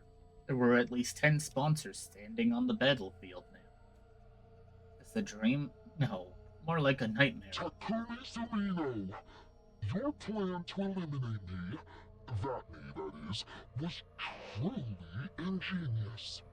In recognition for your courage and cunning, I'll overlook your breach of the rules. Anything for an accomplished hunter like yourself. No, this can't be happening. It took so much work just to beat one of them, and now there's this many. It's an illusion. They must be shadow clones or after images. You're welcome to test that theory, but don't blame me if you meet the same fate as Kurata Osuzuki. None of us made a move. Instinctively, we knew we had no chance. If we tried to attack any of the sponsors, we'd be killed on the spot. So why did you pretend to be dead? Were you just playing with us? I knew giving you a taste of hope would make your despair that much more intense. Do you see now how futile it is to defy me? But why are you only showing yourself again now? We worked so hard to defeat that commander. Stealing the fruits of our labor is adding insult to injury. You misunderstand me. I only absorbed his cryptoglobin temporarily to ensure it's distributed fairly. Distributed? Such a mighty prize should be reserved for only the most excellent of my hunters. I will split this commander's cryptoglobin among the top 3 players. In first, Darumi Amamiya. Second, Takumi Sumino. And third, Yugamu Omikage. These 3 alone will receive the reward. Accept it now! At the sponsor's words, one of the bees flew over to me. I dropped my prize, a weird vial of red liquid, at my feet. It looks pretty yellow. It seems Darumi Amamiya is not here. Is she still unconscious? No matter. I will inject this into her myself. I'm sure she'll find it most invigorating. She is a talented hunter too, after all. This game wouldn't be nearly so interesting without her. The killing game is still going on. I thought we ended it. So sorry to quash your short-lived joy, but the invader hunt will continue. There are still 2 days until the end of the first round. I encourage you lower-ranked hunters to make a special effort during that time. Of course, the rest of you can't afford to get complacent either. That's just how this game works.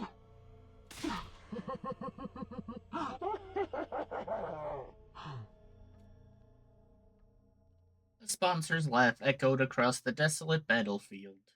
The defensive battle was over, but the invader hunt was back on. With their lives once again at the mercy of the rankings, it felt like a truly hollow victory.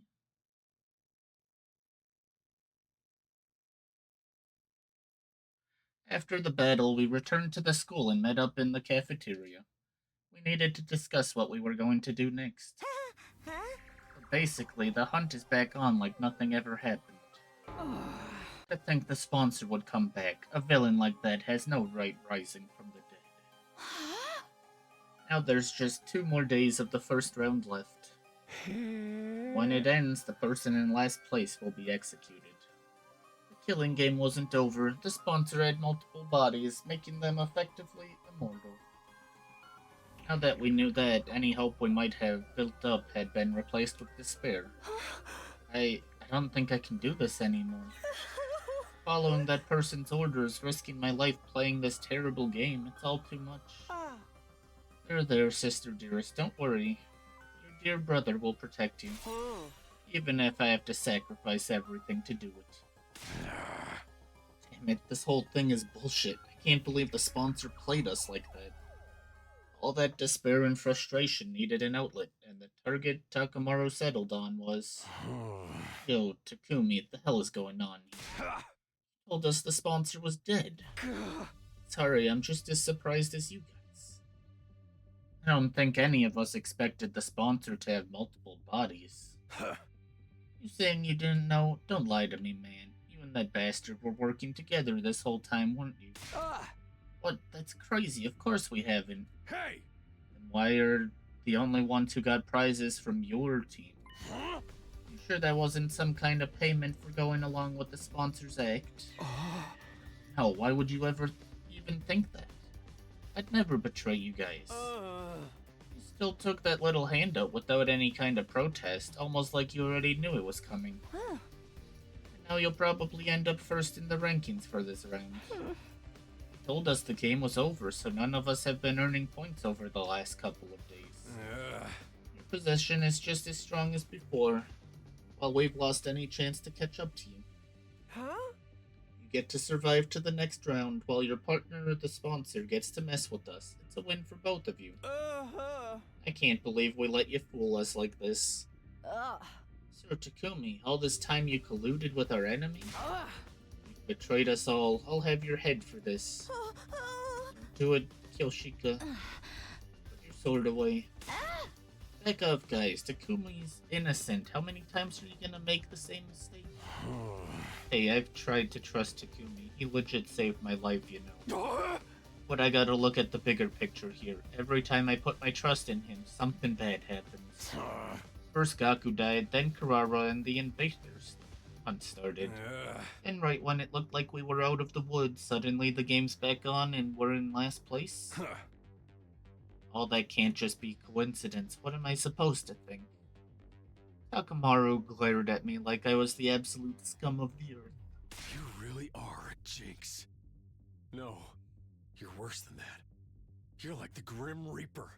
Nothing good ever comes from being around you. So do us all a favor and stay away from us! When I heard the anger in his voice, I knew my dream was over. Making it to day 100 with everyone working together as a team, that would never happen now. That's all I got to say to you. From here on, we're enemies. Don't come talking to me like we're still friends. Hey! Ima, Kako, let's go. We gotta earn some points and get ahead of those guys while we still can.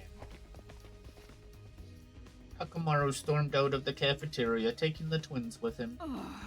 Now it's come to this, I must retreat to the mountains. I'll undergo intense training and unlock the power I need to strike down every one of those accursed sponsors. Yoshika, no. You can't go out there alone, at least let us come with you. Nozomi's team hurried away as well, leaving just me. And my only two friends in the world. Sheesh, what's with those guys? All this over some dumb prize Takumi didn't even ask for? They can't help it. This game's made them paranoid. Everything seems suspicious to them now. Even a little vial of cryptoglobin. Gamu was right. All they wanted was to get rid of the Grim Reaper in their midst. The vial was just a convenient excuse for them to do that. Speaking of the vials, remember what the sponsor said back there? Something about injecting Darumi. It seems that... No matter. I will inject... Right, that means the sponsor probably went to Darumi's room. She could be in danger, come on. We ran for the stairs and headed up to the roof. We couldn't let the sponsor do anything to Darumi. Hiriko had given her life to save her. She was her legacy. Darumi. We wrenched open the door to Darumi's room and charged inside.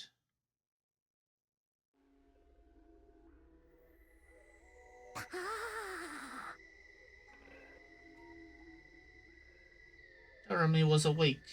She was sitting on the edge of her bed, staring vaguely up at the ceiling. Darumi, you're okay. What's up, Tsubasa? Why are you and Takumi and Yugamu all out of breath? Oh, you finally decided to kill me, right? You're breathing heavy because of the anticipation. You gonna pass me around and have some fun with me first, or are you gonna save that until after I'm dead? That's the trick. Can't have a killing game without some gory and or sexy R-rated scenes, am I right? Go ahead and mess me up. Should we film it for posterity? Make sure you get my good side when my eyes roll up to the back of my head. Will you stop talking crazy for a minute, Dormy? Thank goodness, she's just the same as ever. Morbid, inappropriate sense of humor included. Are you all right, Dormy? You're not sick or in pain or anything? Nope, I'm 110% A-okay. In fact, I think actually getting some sleep for once has made my skin healthier than usual. Oh man, at this rate, the bags under my eyes might disappear. I love those little black smudges like they were my own children.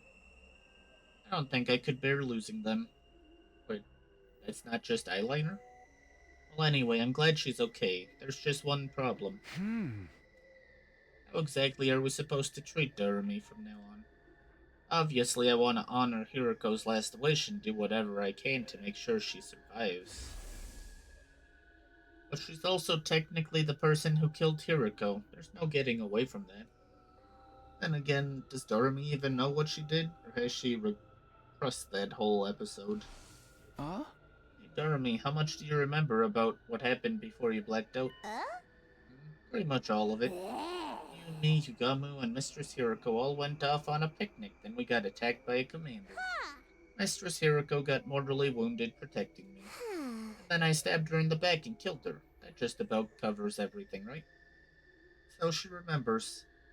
I have to think she'd have been happier if she forgot, though. It's bad enough that she had to lose Hiriko, but to have to kill her herself? What can I even say to someone who's been through something like that? Should I try to comfort her, reassure her that she did the right thing? I'm out of my depth. I've got no idea what to do here. Okay, Takumi, it's your turn. Tell me what's been happening while I was out. Is the killing game still going? Yeah, it is. It hasn't been a constant thing, though. We managed to end it once, but then it just started up again. I explained everything to Doremi. I told her about how we'd formed the anti-sponsor alliance with Hiriko. About how Hiriko had obtained one of the same kind of suit the sponsor wore. And how, with Tsubasa's help, we figured out its weakness and taken down the sponsor. Of course, after that, the sponsor came back and revealed that they had multiple bodies. So in the end, nothing we did even mattered. Tears had sprung to my eyes while I was telling the story. Saying it out loud had made the pain of losing Hiriko feel fresh and raw again. And then it happened. That. Are you okay? She'd started acting really weird even by her standards. She was stuttering the same syllable over and over again, making her sound like an old staticky radio. Come on, Doremi, that's what you get. Finally, Doremi screamed so loud I had to cover my ears. When her voice had finally stopped echoing around the room, I took a moment to process what she'd actually said. Did you seriously just say that's what you get? Well, duh, this is your punishment for being dumb enough to try to end the hunt ahead of time. Killing games are an immutable law of nature. You can't just end them. How could you be so stupid, moron? Oh, what's with that attitude? I know you only just recovered, but there's a limit to what I'll put up with from you. Hiriko wanted to end the invader hunt so no one else would have to die. She gave her life to do that. You just gonna trample over her feelings? Mistress Hiriko, stop the killing game. You're crazy. She was the goddess of this game. Goddess? Mistress Hiriko reveled in slaughter and bloodshed. She was the perfect embodiment of everything the invader hunt stood for. And now she's in my tummy. That makes me like the holy mother of the goddess or something. Doremi tenderly placed both hands over her stomach. Watch over me, Mistress Hiriko. I'll kill lots of invaders and offer up their blood in your name. I'll knock everyone else out of the rankings and reign supreme as the Queen of Kills! Let's all have fun killing each other, guys!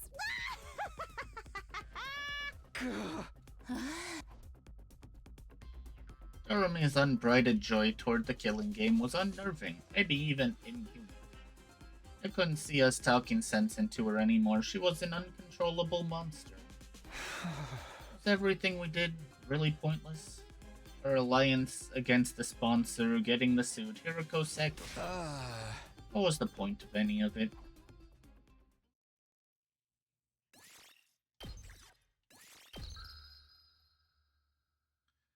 Okay. I need the bathroom before we continue, so feel free to get up, stretch, grab a drink, and we'll be back shortly.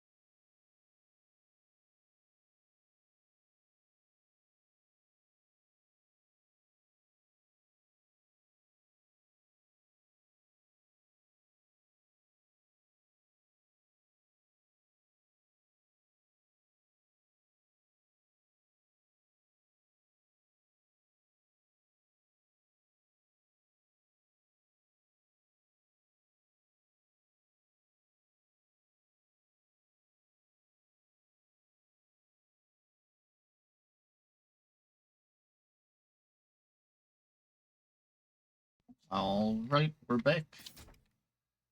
We'll continue for another 30 minutes.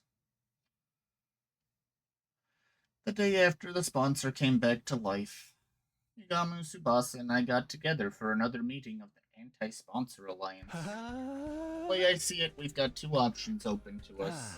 Continue playing the game, or kill the sponsor to end it. What again? Is that even possible? That's something we can discuss if we choose that option. Right now we've got to decide on what direction we're going to take. I say we, but really, it's up to you, Takumi. You want me to decide. You are the Alliance's leader, that's what Hiriko said, remember? Come to think of it, she did give me that job, didn't she?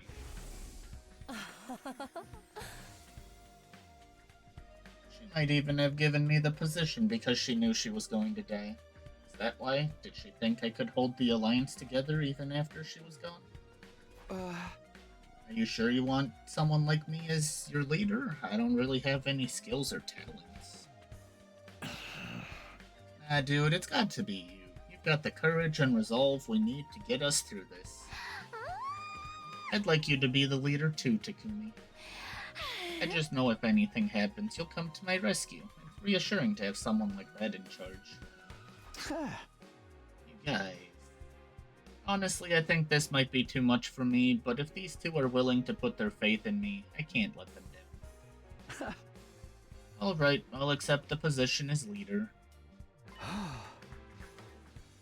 might not have very much going for me, but I'll do everything I can to keep you safe. That's the spirit.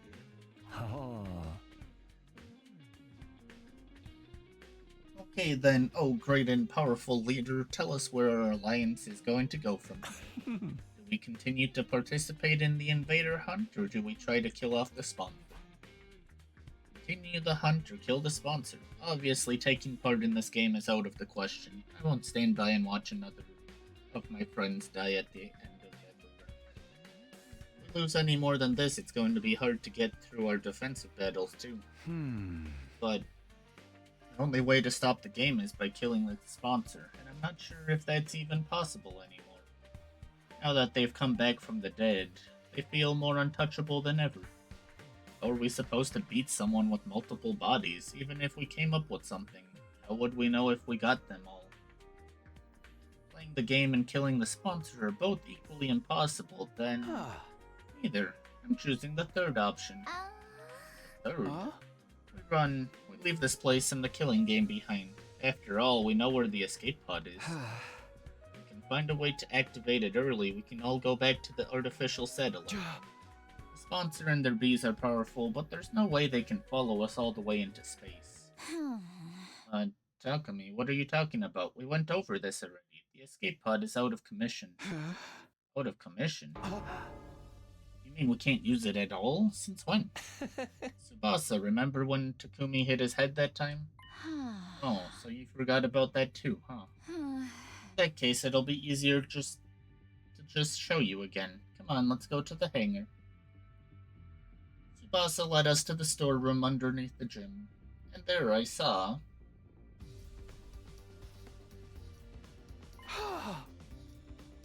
Every inch of the escape pod's surface was riddled with holes. What happened here? Did it get shot up by a machine gun or something? Whoa, exact same reaction as last time. You really did lose your memory, didn't you? Never mind that. Tell me what's going on here. Who did this? It's less of a who and more of a what. We can't really blame anyone except the bacteria. Bacteria? As in microscopic life forms? But the pod's not organic. How could they destroy solid metal? Let me explain. The corrosion's been caused by something called particle bacteria. It erodes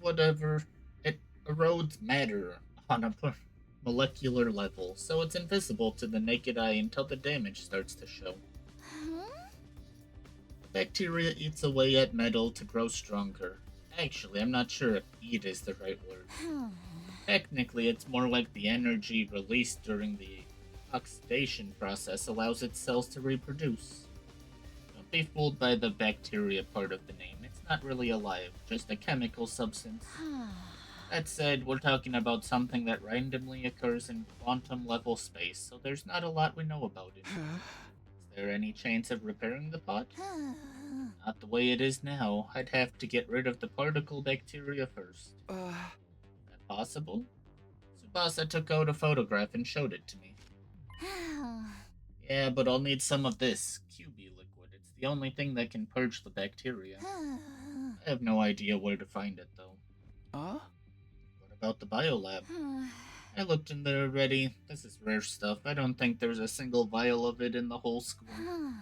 At this point, the only thing we can do is search around in the ruins outside and hope for the best. So we're looking for a rare material while also trying not to fall behind in the rankings. I have a feeling that's not going to be easy. We'll have to repair the pod eventually, but activating it and getting out of here early does seem almost impossible. You get the position we're in now. Using this to escape the game just isn't feasible. We'll need to go with a different strategy. So we're back to the first two choices I offered you. Play the game or kill the sponsor. What's it gonna be? Those are my two options, huh? Taking everything I know into account, though. Sorry, I still think the third choice is the best option. We'll find a way to repair the pod and use it to escape from the game. You sure? We just went through how doing that's so hard it's practically impossible. We're gonna face steep odds no matter what we do. I'd rather take a chance in a path I believe in. Step 1 is to find the QB liquid, destroy the particle bacteria, and repair the damage. After that, we focus on finding a way to activate the pod early. Once that's done, we get everyone on board and get out of here, back to the artificial satellite. Prioritize escaping to safety, that's what you're going with. Well, I did say I'd respect our leader's decision. That's cool with you. That cool with you too, Tsubasa? Sure, if that's what you want, Takumi, I'm fine with it. I've already made up my mind to stand by you to the very end. After the way I treated you before, I want to make up for that and be as supportive as I can now. Tsubasa, my heart gave a little leap. These two were putting so much faith in me, it made me feel like I could make it through any ordeal. Tsubasa, are you sure you're okay to work with us? Aren't you technically still on Nozomi's team with the other girls? It's fine. I've decided to officially leave that team. I feel bad for them losing a fighter, but you guys are way more important to me. Way more important. When I heard that, I almost broke down into tears. Even an outcast like me has people who consider him important. So long as I remember that, there's nothing I can't do. I know we'll make it back to the satellite together. Alright guys, let's fix this escape pod. We're all going home and we're going back alive. We had our goal, now we just had to start making it a reality. The first order of business was going out to try to find some QB liquid. Out beyond the school, we explored the ruins of what had once been stores, ransacking the shelves for anything that looked like what we needed. Of course, we should have known better to think we'd find something that rare that easily. Before we knew it, the sky had turned the dark orange of sunset. Ew, the sun's going down. Should probably call it a day soon. Not dark yet. Let's keep going a little longer. Overdoing it's not gonna help anyone, Takumi. The search could take a while, and we need to conserve our strength. Don't forget, tomorrow's the last day of the first round. You never know what might happen when things get right down to the wire. We need to be ready to deal with any kind of unexpected conflicts. Alright, it is tomorrow, isn't it?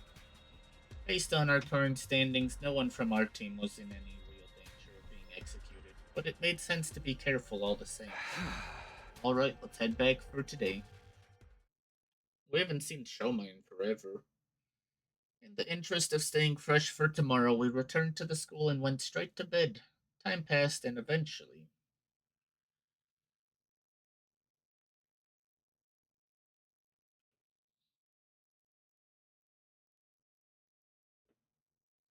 Oh, Tsubasa fell.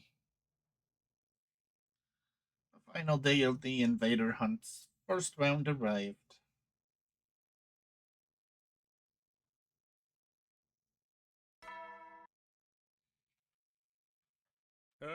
Get ready, prepare to be ready to give your. Here it is, the end of round 1. Whoever is at the bottom of the rankings at midnight will be executed by the sponsor. Last time I checked, Shoma was in last place. I wonder what's going through his mind now that he's facing death. What is he feeling? Maybe I'll go check on him while there's still time.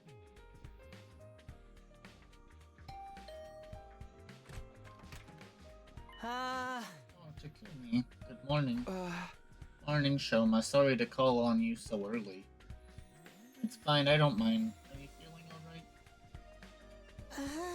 Spending too much time breathing the same air as me will probably spoil the rest of your day, you know. His self-esteem is just as low as ever, but he doesn't seem scared. Shoma, how can you be so calm? Today's the last day of this round of the game. You're at the bottom of the rankings. If you don't earn some points quick, then... I know. But it's okay. I've decided to accept my death as gracefully as I can. You're just going to accept it? Don't you want to survive? Of course. Well, I did at first anyway. I wanted to make it out of here someday and see Leo again, but I changed my mind. Another person shouldn't have to die just to keep a piece of human trash like me alive a little longer. That's it?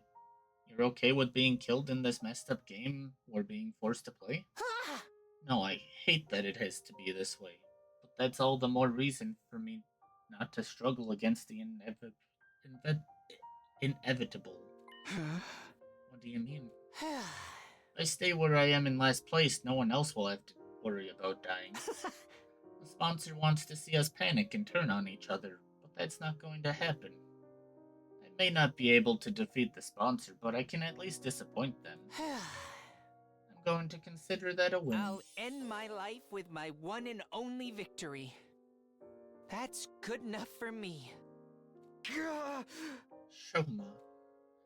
Seeing Shoma smile in the face of certain death brought tears to my eyes. All this time we'd been so focused on our own survival, and here he was, willing to give his life to save the rest of us. That had to take a tremendous amount of inner strength and kindness, too. Actually, since you're here, do you think I could ask you for one last favor? Favor? Can you take over looking after Ava for me? She needs someone to bring her food and clean her cage, and talk to her so she won't get lonely. The fact that I'll be leaving her alone here is the one thing that still bothers me. I just want her to be happy.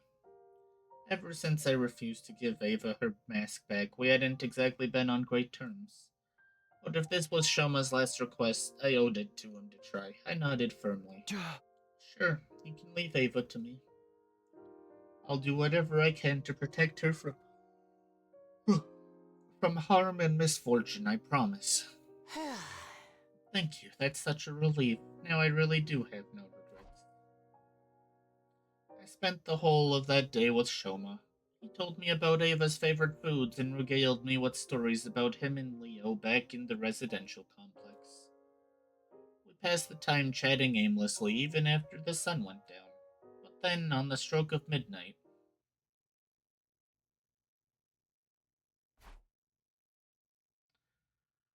hunters of the Special Defense Unit gather in the schoolyard immediately. The closing ceremony for the first round is upon us. We were called to the schoolyard by the announcement. There we were all forced to watch Shoma's execution. Shoma Ginzaki. Alas, his refusal to compete seriously made the end of this first round quite the anticlimax. The final struggle to stay out of last place is usually one of the most exciting parts of the game. I hope we'll have no cowards in the next round. I encourage you to put all your energy into the hunt from now on. You don't want to end up like him, do you? Shoma was just a shriveled up corpse now. He looked so small, like some kind of grotesque figurine. Damn it. I'm sorry I couldn't save you, Shoma. I'm sorry, Shoma. Middling in flavor, yet ample in nutrients. Thanks to his contribution, we've become stronger still. The more cryptoglobin the sponsor absorbs, the more powerful they get. I can feel it from here. When does the second round start anyway? I'm guessing we're not gonna dive into it right from tomorrow. You can relax on that count. I will grant you all a week's respite for surviving the first round. The second round will begin on day 43. Use that time to rest, recuperate, and prepare for the next hunt. Not very long, but at least we get some time off. Not like we can take it easy, though. We gotta use that time to get stronger and survive the next round, too. Hey, Makako, as of right now, you guys are in boot camp. We're going out to the mountains to train. Oh, great. I've never been any good at this sporty jock stuff. Week off, will we be able to find the QB liquid and get out of here in that time? I hereby call the first round of the invader hunt to a close. I'll leave the task of getting rid of this filthy corpse to you. We dug a grave for Shoma in the schoolyard and buried his body. Thank you, Shoma. You saved us all. I won't forget what you've done for us. I promise. Words of gratitude came spilling out of my mouth. Thanks to Shoma's sacrifice, the rest of us didn't have to struggle to stay out of last place. The sponsor was wrong. Shoma wasn't a coward. He was the only one of us who had the strength to put others first. I won't let your sacrifice be in vain. Another friend dead thanks to the invader hunt. This can't be allowed to continue. We're finding that liquid and repairing the escape pod. We'll find a way to get it working. Then we're getting everyone on board and getting out of here. Back home. Back to the artificial satellite.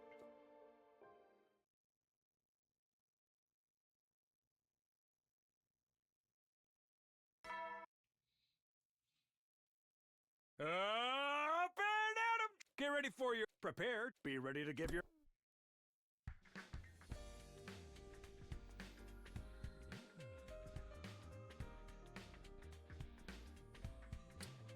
Day 36. This is the start of our week's break from the invader hunt. Of course, that doesn't mean we're going to be sitting around doing nothing. The Anti-Sponsor Alliance is going to be giving their all searching for the QB liquid we need to repair the escape pod. Oh, and there's something else. Ava. I did promise Shoma I'd take care of her. Been awkward between us ever since I made her cry that one time. But this is what Shoma wanted. I have to honor his last request. I made my way to the courtyard, determined to patch things up with our prisoner. She's dead. Oh no. I see. So Shoma's dead. Ava's face fell when I told her what had happened. He was such a timid boy, and a little strange, but I liked him. He was kind, even to a prisoner like me. Huh? Leaving you behind was his only regret. He said he wanted you to be happy. Huh? He really was a great guy. No matter how bad things looked for him, he was always thinking of others. And now it was my turn to carry on that legacy. Huh? Ava, I'm sorry I broke my promise to return your mask. Do you think you can find it in your heart to forgive me? Shoma asked me to take care of you in his place after he was gone. I know you probably won't like seeing me every day from now on, but... No, I don't mind. In fact, I've wanted to apologize to you for a while now. I'm sorry about last time. I shouldn't have reacted the way I did. That mask is just so important to me. It's easy for me to get carried away. Ava bowed her head in apology. Unlike our last conversation, she was clearly thinking a lot more calmly and rationally now. Or maybe calm wasn't the word. Maybe it was more like resignation. Her face was eerily still, almost devoid of emotion. I didn't have it in me to act like this situation was any better than it was either. The mood began to stagnate. If you're that concerned about having your face exposed, I can get you a hat or something. No, that wouldn't work. I decided never to cover my face with anything other than that mask. Oh, wow. Okay, I didn't realize it was such a specific belief. Without that mask, I'm nothing. I can't stay calm, I can't gather my courage. You're really attached to it, huh? Is it like a source of support for you? Of course it is, that mask. It's the only of its kind in all the world. My daughter made it, especially for me. Your daughter? You have a kid? Do I look too young to be a mother? Technically, it was my brother's wife who gave birth to her. But after her parents died, I took her in. Even if we're only tangentially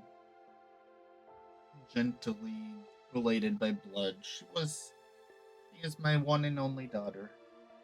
It was a shocking revelation, Ava, a mother.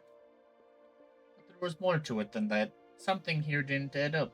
Invaders were creatures created by the Earth itself to help bring about world death. That was what we'd been told.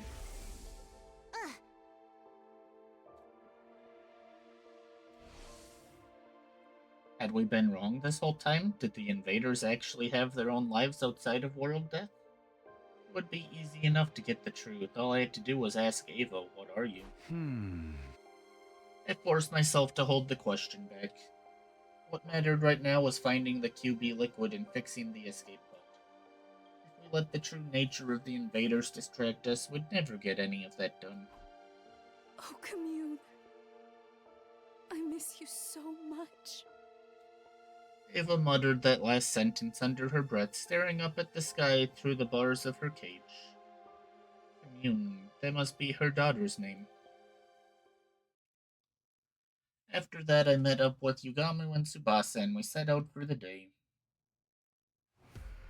Outside the school, we began our search for the QB liquid with renewed vigor. We'd pinned down a potential location on a map we found in the library beforehand, and soon found ourselves sifting through the rubble in an old pharmaceutical facility. We had nothing to show for our hard work that day. The only thing we'd found in the ruins was regular junk. Finding what we needed wouldn't be easy.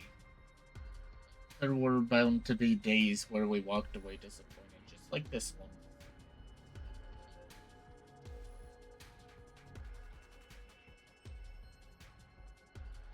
The next day we focused on old pharmacies and construction sites in residential areas.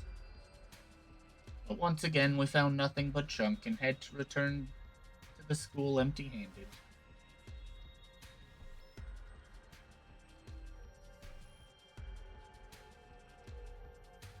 The day after that, we searched the ruins of every house we could find from corner to corner.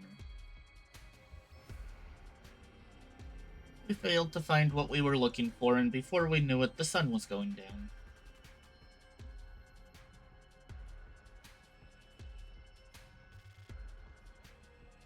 On day 39, we made our way to the ruins of an old dockyard. We searched all day, but didn't find anything that looked like it could be QB liquid.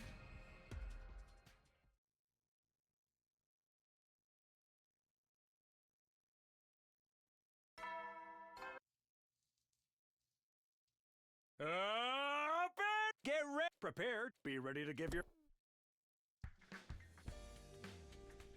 Day 40 already. There's only 3 days of our break left, including today. I wanted to find the QB liquid before the start of the second round, but at this rate, I don't think that's going to happen. We just don't have enough people to cover all this ground. Let's face it, the chances of 3 of us stumbling on something that rare were always pretty slim. What am I saying? It's not over yet. I gave my cheeks a light slap to chase those negative thoughts away. We'll find that liquid. We have to. I tried to reassure myself as I set out for another day searching. Just as I was leaving my room, someone called out to me, but it wasn't Yugamu or Tsubasa. Hey! Morning, Takumi. Huh? Moko, Kyoshika too. What are these two doing right outside my room? We were thinking of starting a new segment. Kind of a Mojiro Knows Best morning edition. Oh, what exactly does that mean? Basically, we want to have breakfast with you. We haven't been to the cafeteria in a while, so it might be nice for us to eat together and maybe catch up on some stuff, you know? Something was weird. Despite Moko's cheerful demeanor, Kyoshika was still just as silent and sullen as ever. When you say catch up on stuff, what kind of stuff are you talking about? Oh, you know, just anything that pops into our heads. I'm sure we can think of something. Like the state of pro wrestling in the TRC, our favorites for the next championship, the latest backstage gossip, or hey, maybe even the physical condition of the other members of the Special Defense Unit. Okay, this is more than a little weird now. Why would I talk about how the others are doing with these two? We're not even on the same team right now. This was a bad idea, Lady Moko. We shouldn't involve Sir Takumi in this. He is the Grim Reaper, after all. Asking him for help will only make things worse. And if anything bad were to befall Lady Nozomi, Nozomi? Wait, what does this have to do with her? Is she okay? Did something happen to her? Well, why would you think that? Gosh, Takumi, that's some imagination you've got. But Kyoshika literally just said, "Whoops, sorry Takumi, looks like our time's up. We gotta get out of here and head to the next segment. Till next time, sayonara." Moko hoisted Kyoshika up like a sack of potatoes and hurried away. Could go after them and ask what's wrong with her, but the way they are now, I don't think they'd tell me anything. Gamu, Tsubasa, and I set out for another day of searching for QB liquid. But my heart wasn't in it. I was too distracted by the idea that Nozomi might need my help. Needless to say, we didn't find what we were looking for that day either.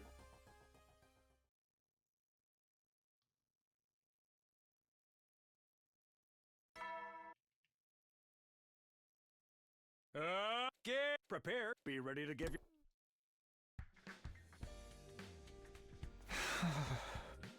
Okay. We're gonna be done here. Let's look at the chapter select, I guess.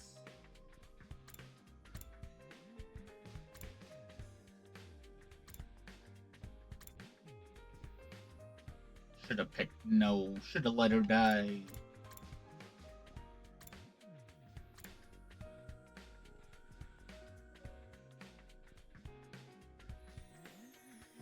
crazy line here, though.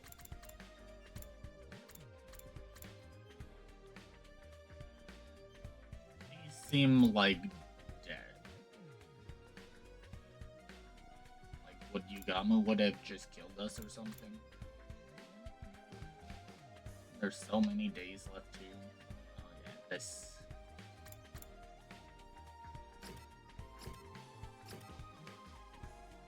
Pretty sure that wouldn't have ended well.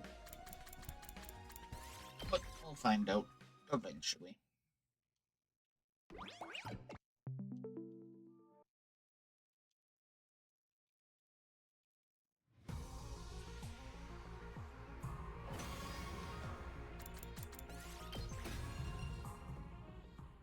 Alright, let's find someone to raid.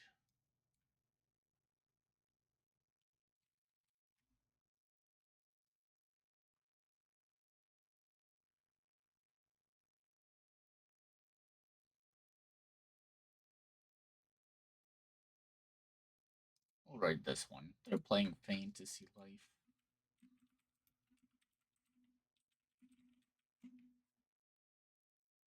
That's the correct. That is correct.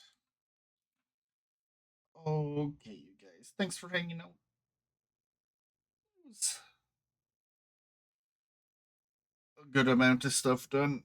This line is definitely one of the longer ones, it seems. We go through every single day, it appears. But we're making it. We're almost halfway through the route. Well, day wise. But let's see. Today was Wednesday. Tomorrow it'll be slightly earlier. Gonna be playing Divinity with friends. Assuming that their internet holds up. But if their internet goes down, I'll find something to do. Not 100 line, but find something. But until then, thank you guys for hanging out, and I hope you all have a wonderful day, night, evening, afternoon, morning. And I'll see you guys next time.